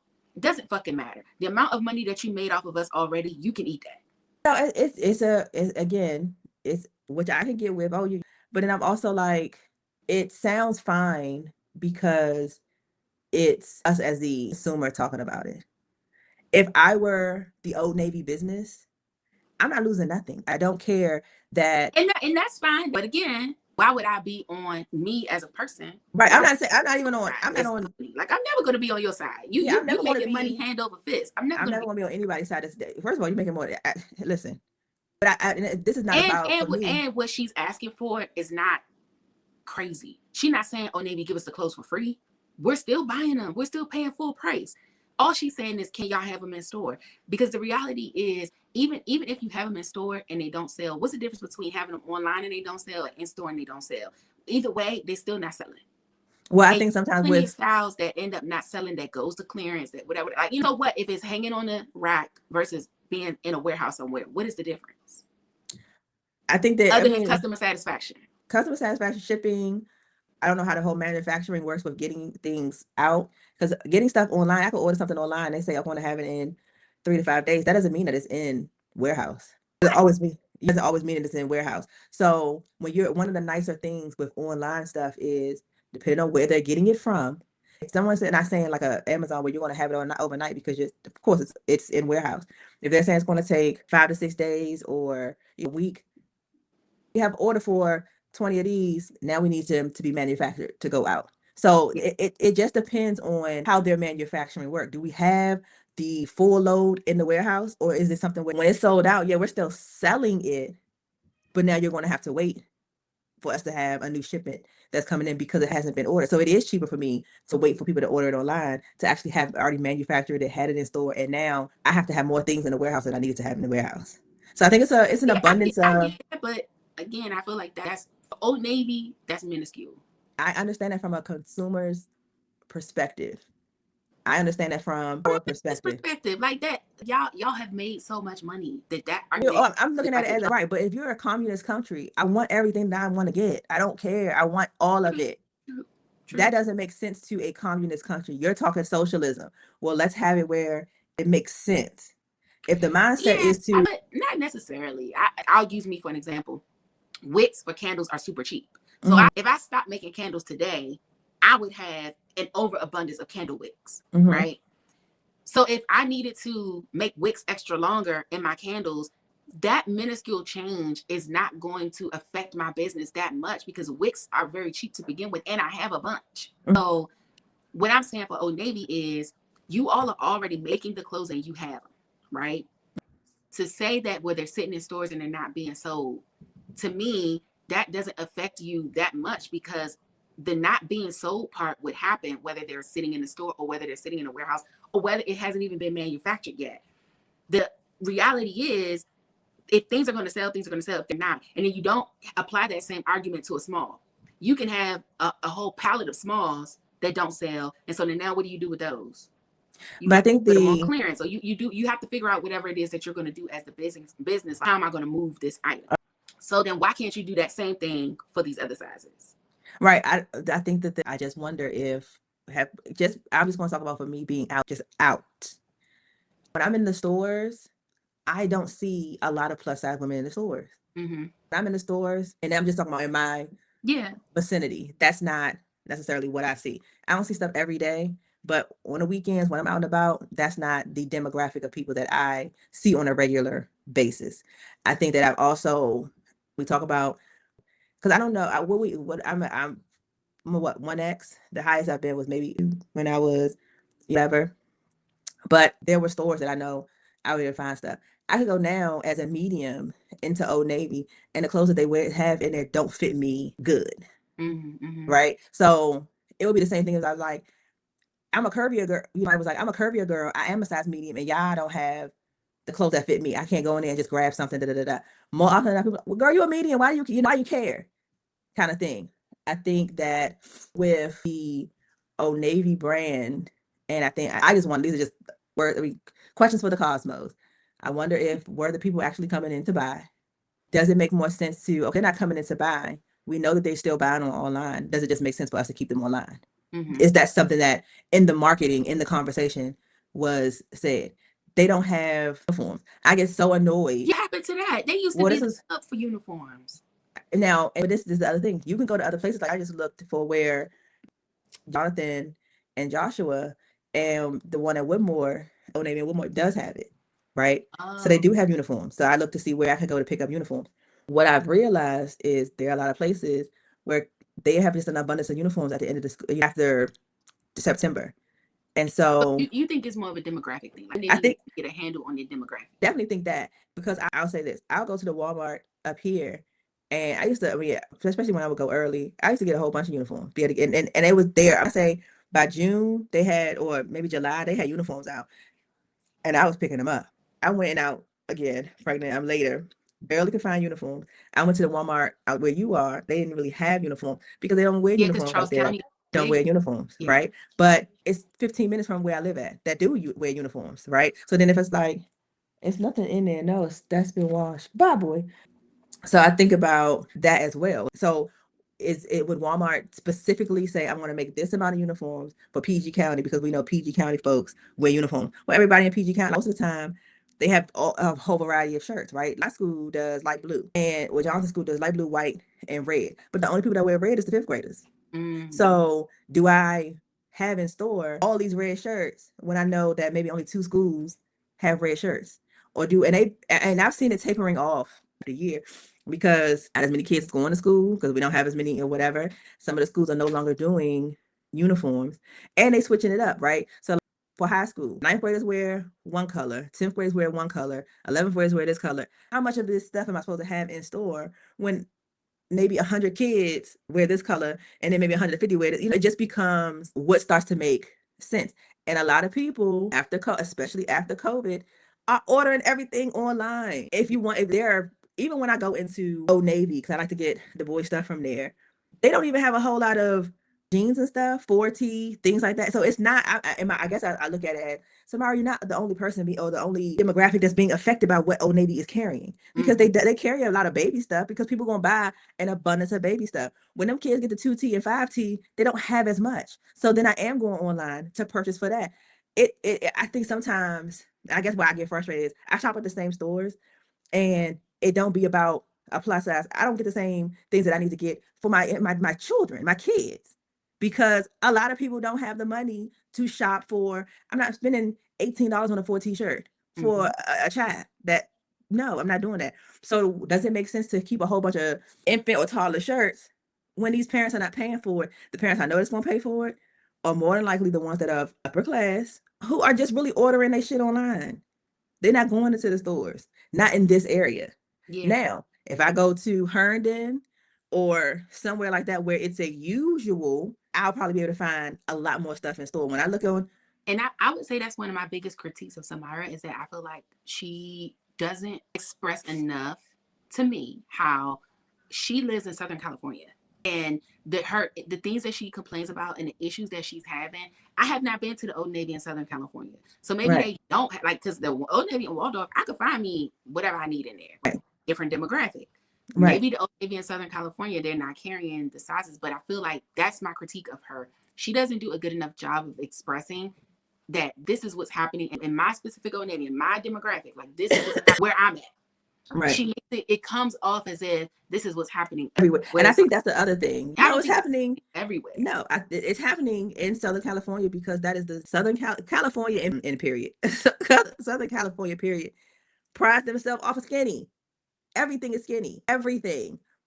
Now, like I just said, if I go to a Walmart somewhere down south, I'm finding plus size clothes. Yep.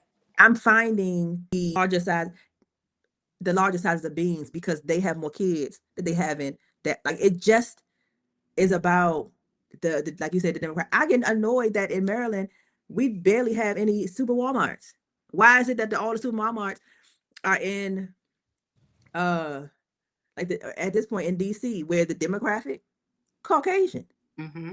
It's a lot of, as much as we want to be chocolate, it's a lot more. They started bringing those We don't have a like y'all don't have a Wegmans. They're like, well, it's not a demographic down there for that. But it's also like, do they have the money? Like, are they going to spend it? So, and then people are down there like, we should have a Wegmans. We like Wegmans. We like fresh fruit. We like this, that.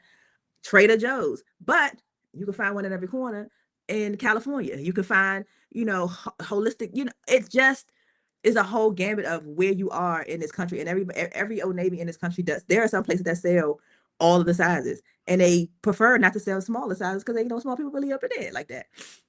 So I think that's the other part where, girl, it's happening. These things, that sizes and things like that, are not just happening to plus size women, and it's not directed towards you. If I know, and like I want to go to Windsor. Windsor be having cute stuff.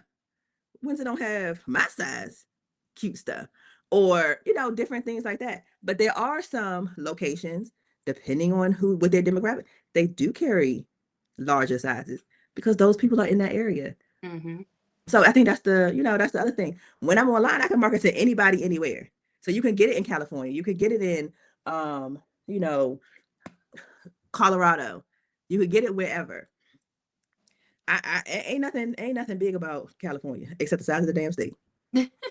Yeah, but I don't believe that she should not advocate. She should advocate for. I think everybody should advocate for. That's her platform. That's what she wants to advocate on.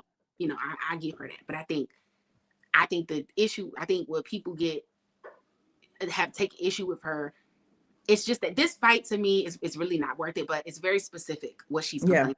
And people took that very specific thing and blew it and stretched it out to. She said, "Oh, Navy don't have plus sizes." She never said that. You know what I mean? So, she just met. She don't like Cardi. She actually also never said that. That's where it kind of gets to me like misconstrued. Like y'all are not paying attention to what she's actually saying, and you don't have to. But then to criticize it, like if you're not gonna pay attention to what she's saying, then don't pay attention to her at all. But to criticize what she's saying without understanding what she's actually saying, that's to me the biggest issue. Like y'all mad at somebody, you don't even know what her argument is. And then when you do figure out what her argument is, did you actually research it to make sure it's a substantiated argument? And I know I'm asking for a lot of people because people don't research shit anymore. We just had this whole thing where it's like people see a clip of a podcast or a clip of a video and they make a judgment before watching the whole thing. The environment that we're living in now, nobody's digging deeper for anything. Right. And I think she knows that. And I also think she's doing the same thing. Oh, I think she uses a piece of something where she can grab onto to elevate herself and her bigger message. And then I think the other problem is just like you said, I go to Old Navy and find something and it's not it's not a big to do. I think the other part of it is it's not everybody's experience. So you're on a platform where everybody can see you and it's not everybody's experience. And women that are your size, it's not their experience. So I think the difference when we talk about Target, it is every Black person's experience. It is, you know what I mean? So we could get on board on something that affects the whole community. If it's not affecting the whole community, some of the people, yes, can agree. I agree with you, girl, because I'm also in Southern California and I can't find such and such. But then you having this platform of TikTok and you showing that to somebody in Georgia or showing that to somebody in South Carolina, and like, girl, I just went and picked up a 6X or whatever. So what you're saying is not the truth for me. So now you're spreading something that is not necessarily a truth across the board. I think that becomes the other thing, right? So like the boycotts of certain things, when you did the Montgomery bus boycott, it's because it affected it wasn't just only dark-skinned Black people have to sit in the back. I don't think it would have went as far if it didn't affect the fullness of the people that they're talking about. When you see, I just think that that's also the hard part. When the same people that you are advocating for don't feel the same way that you feel, then it's kind of like it's falling. It's hard. It's falling on not necessarily deaf ear, but it's falling on people that's like, well, no, because everybody has now this platform that can say, no, that's not true. That's not the experience. That's not successful. And so now they are feeling away because everything is phobic, right? I want to get into this, but girl, this podcast ain't got super long, so we'll talk about it next time. But when they talk about these now with gay men talking about, oh, y'all homophobic if you don't want to date somebody that's bi. What do you like? I think this whole phobic thing has become such a, oh, you transphobic if you say that you don't want to be called a cisgender woman. What do you like? I don't have a fear of trans people. Just don't understand what phobia. People don't understand what phobia means because there's not fear, and they also don't understand how phobias affect the way things are viewed and done. That's just what it is. Because I think my whole I want people to have their platform. I really don't. I want people should be able to express and feel how they want to feel. I'm mad that I can't get no cold medicine. People that have never been pregnant would be like, girl, you decided to be pregnant. You knew what it was. You know that they ain't never had cold medicine. Why you complained about it? I have every right to still complain because I'm upset, right? So I think that everybody should be able to complain about whatever they want to complain about. I think that the thing is, please be. I think for me, the annoying part is just because I'm not jumping on your bandwagon or just because I'm not agreeing with you doesn't make me fat phobic.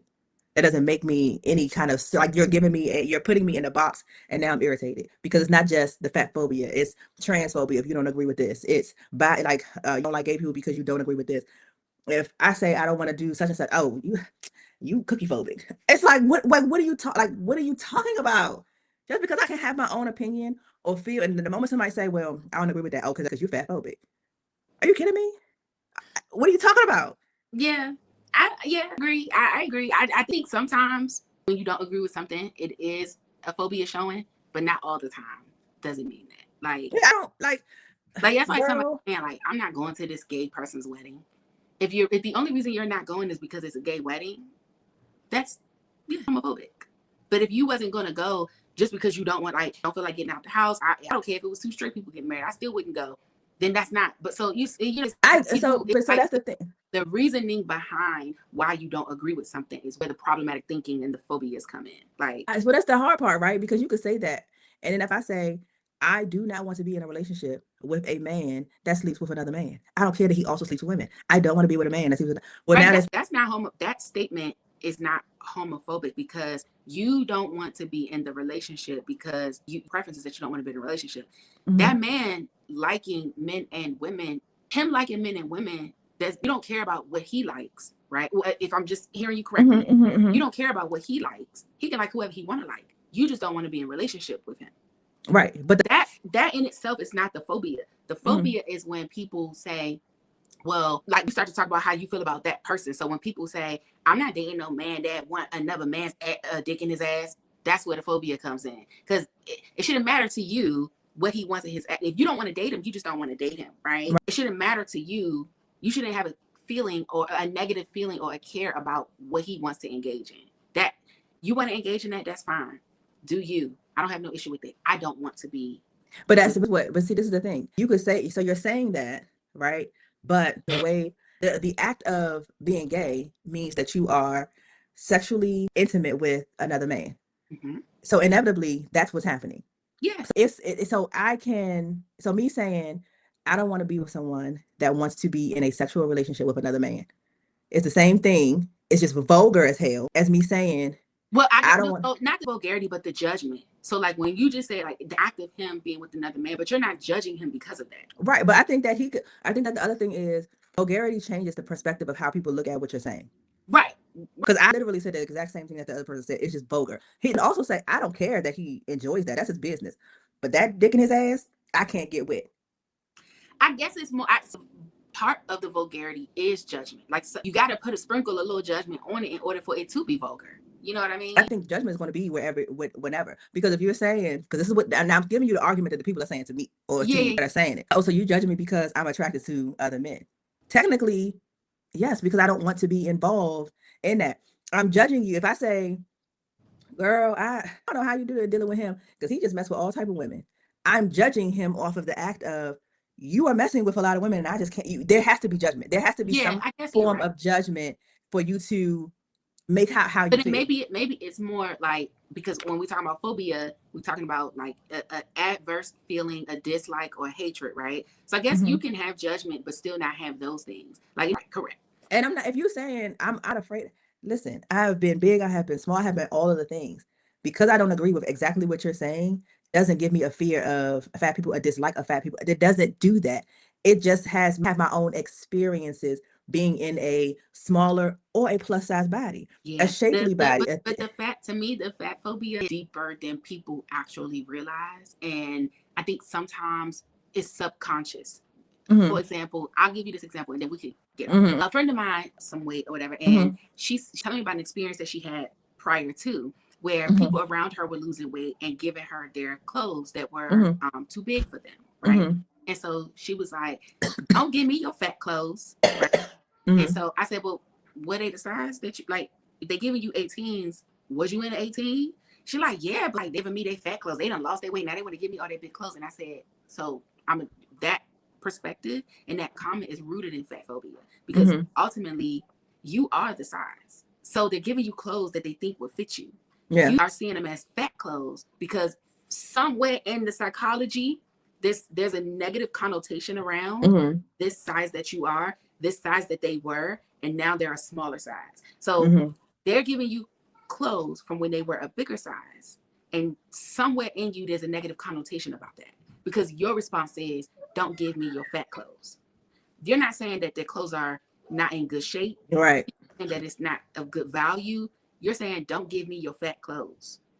So I was explaining this to her, that like, then she's like, I'm a big girl, I'm not fat phobic. And I said, but the thing is this, the concept of fat phobia, as fat in itself having negative connotations around it, you may not be fat phobic, but that concept is a product of fat. That concept is a product of fat being seen as negative. And so now we internalize that, and now we view certain things as negative just because it's associated with fat. And that's where I think sometimes people, even for the homophobia too, that's where I think sometimes it creeps up on people. Like, you think you got a problem, but then you say something like that. And, you know, like my cousin said this to me one time, and we had a real conversation, because I don't think she meant any harm, but it needed to be checked. We were at an amusement park walking around. We had spent all day walking around. We saw this bigger person, and she was like, I just could never let myself get big and nasty like that. And I said, I'm offended by that. And she was, really? Why? Why are you offended by that? And I said, what do you mean when you say that? We're at Disney. We're at, what's the other one? Universal Studios. We're at Universal Studios. I've been walking around with you since 8 a.m. Doing the same shit you doing, eating the same food you eating. What's fat and nasty about me? She was like, well, you're not, I wasn't talking about you. I'm talking about that. I said, yeah, but this is what you're missing. I'm doing the same level of activity you're doing in my bigger body. So when you say I could never get that big and nasty, what exactly do you mean? Because that person that we saw is also at Universal Studios, walking around, doing the same shit you do. So what do you mean? It's not about, and so we had this conversation, and she had to analyze it. She's like, I mean, I don't know. I guess it just feels like, you know, it's lazy to me. How can you look at that person and just assess that she's lazy? She's not in no motorized scooter. She's walking around at an amusement park. Same amusement park you're walking around at. Right. What's the difference? Yeah. So, and I told her, I said, the fact that you felt comfortable saying that around me, like, I'm, you know, 18, 20, I'm much bigger than you. So what you mean when you say fat and nasty? Because my body is proportioned differently, so I hold my weight different, so I may not look the same way as that lady who was more of a rounder shape, you know. But I'm pretty sure if we compared it, I'm closer to her size than I am to your size. So what do you mean when you say that, you know? And we really just had to talk about it. She was like, you know, I'm sorry. She was like, maybe I probably shouldn't have said that. Like, you're right. Now that I think about it, that did come off real judgmental. And she was like, I guess I never had to think about it. And I'm like, this is what people mean when they say, you personally may not be fat phobic, right? Because I'm your cousin, I'm big, you love me, you're phobic. But sometimes the thinking, and sometimes the biased thoughts that people have, that you're influenced by what society is saying, and society says to you, that's big and nasty. And so you regurgitate that. But then when you actually start to process it, you don't even really believe that. Like, when I'm questioning you and asking you, like, what do you mean by that? What do you think is nasty about it? Like, what you know, when I'm asking you all these questions, and now you're analyzing it, and you're like, oh yeah, well, I guess you're right. Well, yeah, she is walking around. Well, yeah, I can't assume that she's unfit. Well, I can't. So what are you actually saying? Yeah, I think that with that, I think we have, and I'm gonna just be honest, we all have our, it hits different when it affects you, right? Because if you say that, it's this lady on a TikTok, and teeth is murked. You hear me? I don't like messed up teeth. I can't stand that. But this is the thing, right? But this is what I'm saying, right? Teeth is murked. But she was like, you know, a few years ago, she had something was going on. She was throwing up every day, so it was the acid from her stomach causing her to have issues. Blah blah blah. And that's all fine, but your teeth are still like it's. I think that now, if I said that to her, she would have her feelings about it. You know what I'm saying? Because that's her truth and what she's having to combat society with. That got some more. Don't come back. And so what I think part of it is that, of course, everything is going to affect us depending upon our stuff, right? Same thing when we talk about when they say to you, well, I can't believe how you could just be out here and not having no kids. That's crazy, right? Or say to me, now how are you out here having not, or if you see me, I don't have a ring on my finger and I have all my children with me. She just had all them kids. She ain't even married. I bet she had a bunch of babies, but that doesn't mean anything about me taking care of them. I go to work every day. I do. So I guess I'm in a place where, and maybe I'm in that place where people are like, it's just so many other things going on, and the flagpole in which you are sticking this into the mud, and it's so many larger things that are happening. Like, you're doing this whole thing about Old Navy, right? But there are, as African American people, we are being persecuted. Noah Wells is out here fending for his life, and I think that's be my other thing. It's, if you don't like him, stop shopping there. I haven't heard one person still talking about Target. We just know what it is. We just not shopping there. And I think that becomes where my irritation comes from. Like, you're not, to me, this is just my own minuscule opinion. You ain't doing this because you care about Old Navy. You needed some traction, and you wanted some traction, and this gives you traction because nothing else gives you traction. It's same thing with like this whole thing with Krishan Rock and Blueface. Get her fucking off my screen because she's not getting no traction the way she wants it with her boxing. This is giving her a bunch of traction. E. Kane, nobody's really not, like, when you just doing wigs, nobody's really talking about E. Kane. The moment you start dealing with Chris, now you everywhere. It just gives, shut the fuck up. And it's not that I'm saying shut the F up because I don't agree or feel that you should have your platform. They're not doing this just because before they put Cardi B on it, Old Navy was still not carrying plus size stuff, and you were not talking about it. So stop. Oh, there's something new now, something fresh, and I'm not gonna get dragged if I now bring this up.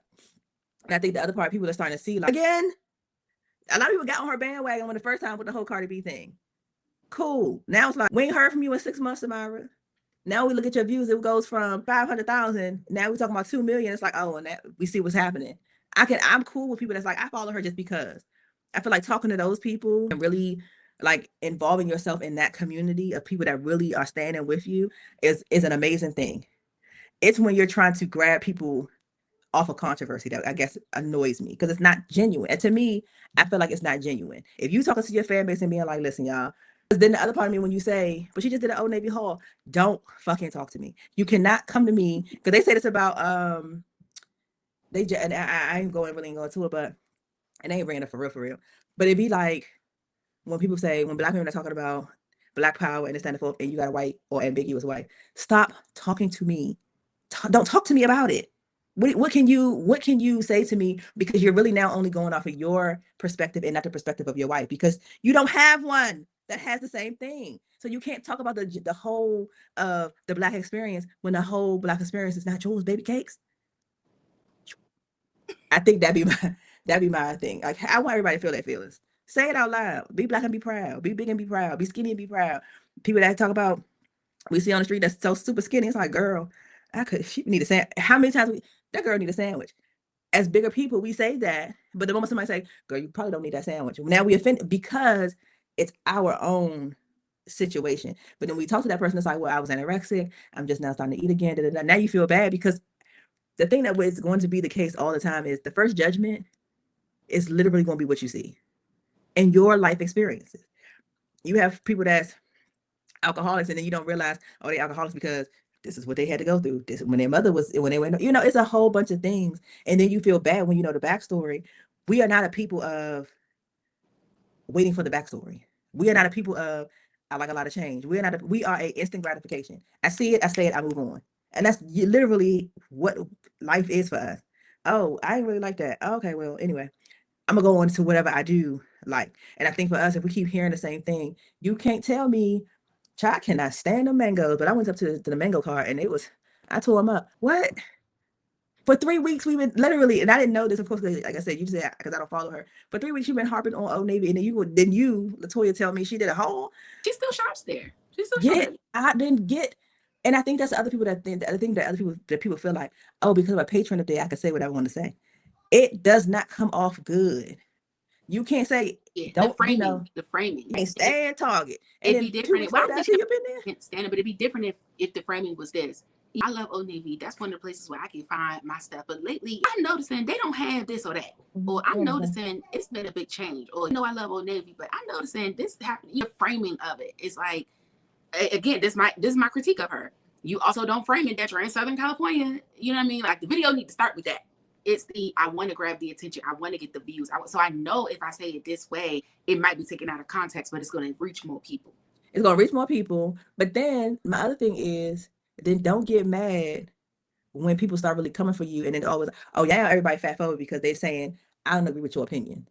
I don't think she's saying that. Honestly, I don't really think she responds to people like yes, she do. When people get mad about the actual topic, I don't think she responds to that. I think she responds to people coming at her specifically. Well, I'll say that what I don't like is when people throw rocks and all of a sudden try to hide their hands because they're not getting the feedback that they want. And to me, she does that because no one has. Because a lot of people, like I said, with the whole first thing in the Cardi B, people were agreeable and understanding. I think with this, stay on topic. Stay on topic. Because now, when you start promoting other things outside of what you were talking about, this wasn't the thing. You are doing this for engagement, and now I'm out of the trying to understand where you're coming from, because it was never about that. It just never was about that to me. It could have, and if you stay on something, cool. When you don't stay on something and you start bringing all of your other, oh, and so I here go my rap song, go stream it, and here go my such and such. So what was this for? Who are we doing this for? Because to me, now we're not doing this for the people who really are looking for there to be clothes and Old Navy. You doing this for, let me take this and catapult myself. I would just say, if anybody is feeling a way or curious about it, just scroll through her page, because Steph be getting misconstrued. Rap song is old. That was 2 years ago. It's becoming repopularized now because she's trending again. So it looks like, oh, she released a new song. She didn't even post that recently. It's old. If you go to her page and just look at all the content, nothing is out of order. Everything is in order. You have to scroll all the way to the bottom to get that Happy Fat Tuesday. That's old. She didn't repost it. It's just recirculating now because her name is recirculating. Other songs that she have done, those all are old. What you would see now is she's doing her hauls that she has been doing for a while, and she's doing fitness stuff now, which she's been doing too. But then she took about a break, but she did a video where she was like, I just was thinking about this, the Skinny Licious menu, blah, blah, blah. So then that blew up. And so people are like, oh, you on Cheesecake Factory ass. And so then she has a couple of videos where she was responding to people, but that's not what she had been talking about. She had been talking about this fitness stuff for a while. So then she comes back in, and when they do the Old Navy Cardi B ad, she comes back in and she's like, Old Navy, I know this ain't who I think it is. And then people start responding to that. She takes that video down. And then the next video is her responding to people being like, you need to leave Cardi alone. You're just jealous, whatever. And then she does her Old Navy haul. Well, no, then she does a denim haul, which is actually JCPenney. But she mocks Cardi B's Old Navy ad with it's the same outfit, but it's JCPenney outfit. And then people are like, oh, you jealous, blah, blah, blah. So when you look at it in its entirety, yeah. And I'm not defending her completely, because like I said, I have some critiques. She do be riding the wave, but also I'm not going to say she did all of this just to promote her music. She been doing music. The music is just now floating back up to the top because now her name is buzzing again. I get that, but she also ain't saying nothing. She's also not saying anything. So this is what I'm saying. Yes, she does ride that wave. I don't think that she's like, oh, there's something going on. Let me attach my name to it so I can get energy from it. I think it's, oh shit, I got some energy. I'm gonna ride this wave. People talk about me again. Oh, okay, cool. I'm gonna let it, I'm gonna keep the conversation going. Not since y'all talking about me is what I think is happening. And I don't love that.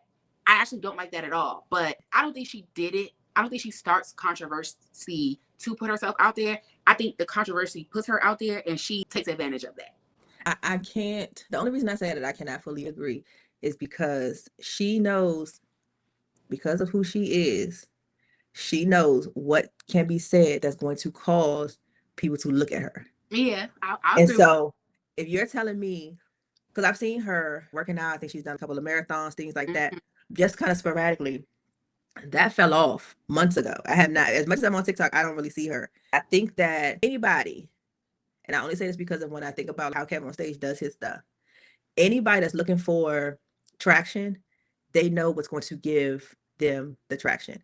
Blueface is not going to be an upstanding guy because that's not going to give Blueface traction. Him being an asshole to women is what gives traction. You have something, well, not everybody, but something in here is going to say, if I talk about this whole Cardi B thing, I know that people are going to jump on this. It's going to go crazy. You have a choice to say, I'm going to leave this alone and keep it to what I'm keeping it at, or I want some traction and I know for a fact this is going to grow legs. Yeah. Just like when the whole Ray J thing happened, and he said, I knew in the moment, this is funny, and I'm clipping this because it's going to give this podcast traction. It just is what it is, and so I can't agree that she didn't think she knew this was going to grow legs. Anytime she talks about anything. Yeah, I agree with that, but I'm saying I don't think she did that to promote her music. I think she took advantage of the viral moment. Took advantage of but I think that she and others, and I guess that's what annoys me is, and I'm not in the socials. That's why I'm not in the socials, because I don't have time for bangers. It's too much. It's too much, and that's why I think we don't even go into like heavy controversial things, because who wants to have to who wants that to only be all you do? All we do. We're gonna promote to these 23 people, and y'all gonna watch. They probably over us or yelling at the screen. I don't know. They know, because I was talking to Kiana the other day. She was like, "Oh, girl, I just got to be in the suite because you watched the podcast, and now you know what the suite is giving." Yep. We may not be live in color all the time. But we got things to say. This wasn't supposed to be that long either, but it was good. It was good. We could close it up. We gonna do part 1, part 2. Maybe. It's 2 hours and 37 minutes. I know, but I don't know if there's a comfortable point that I could chop it up into. But I'll see in the editing process. Let's do the angel share. If not, y'all deserve a long one. So here it goes. Right. That's like they just sit through 2 hours, pause it, come back, look at it. Later. But okay. So all right, well, are you gonna do the angel share? share? Yes. You want to do it? You want me to do it? You can do it because y'all be coughing. All right. So today's angel share is that each day brings a new beginning. Let go of yesterday and focus on the good that you can do right now. Amen. Amen to that. Make sure you like, subscribe, hit the notification button, tell a friend and tell a friend. Drop down in the comments. That's what I was trying to get you to say last week when I was I know. I know. Oh, I know. And I was like, what's she talking about? I said, oh, there's the other part to that. All right, y'all. We will. All right, we're going to drink to that. We will drink to that.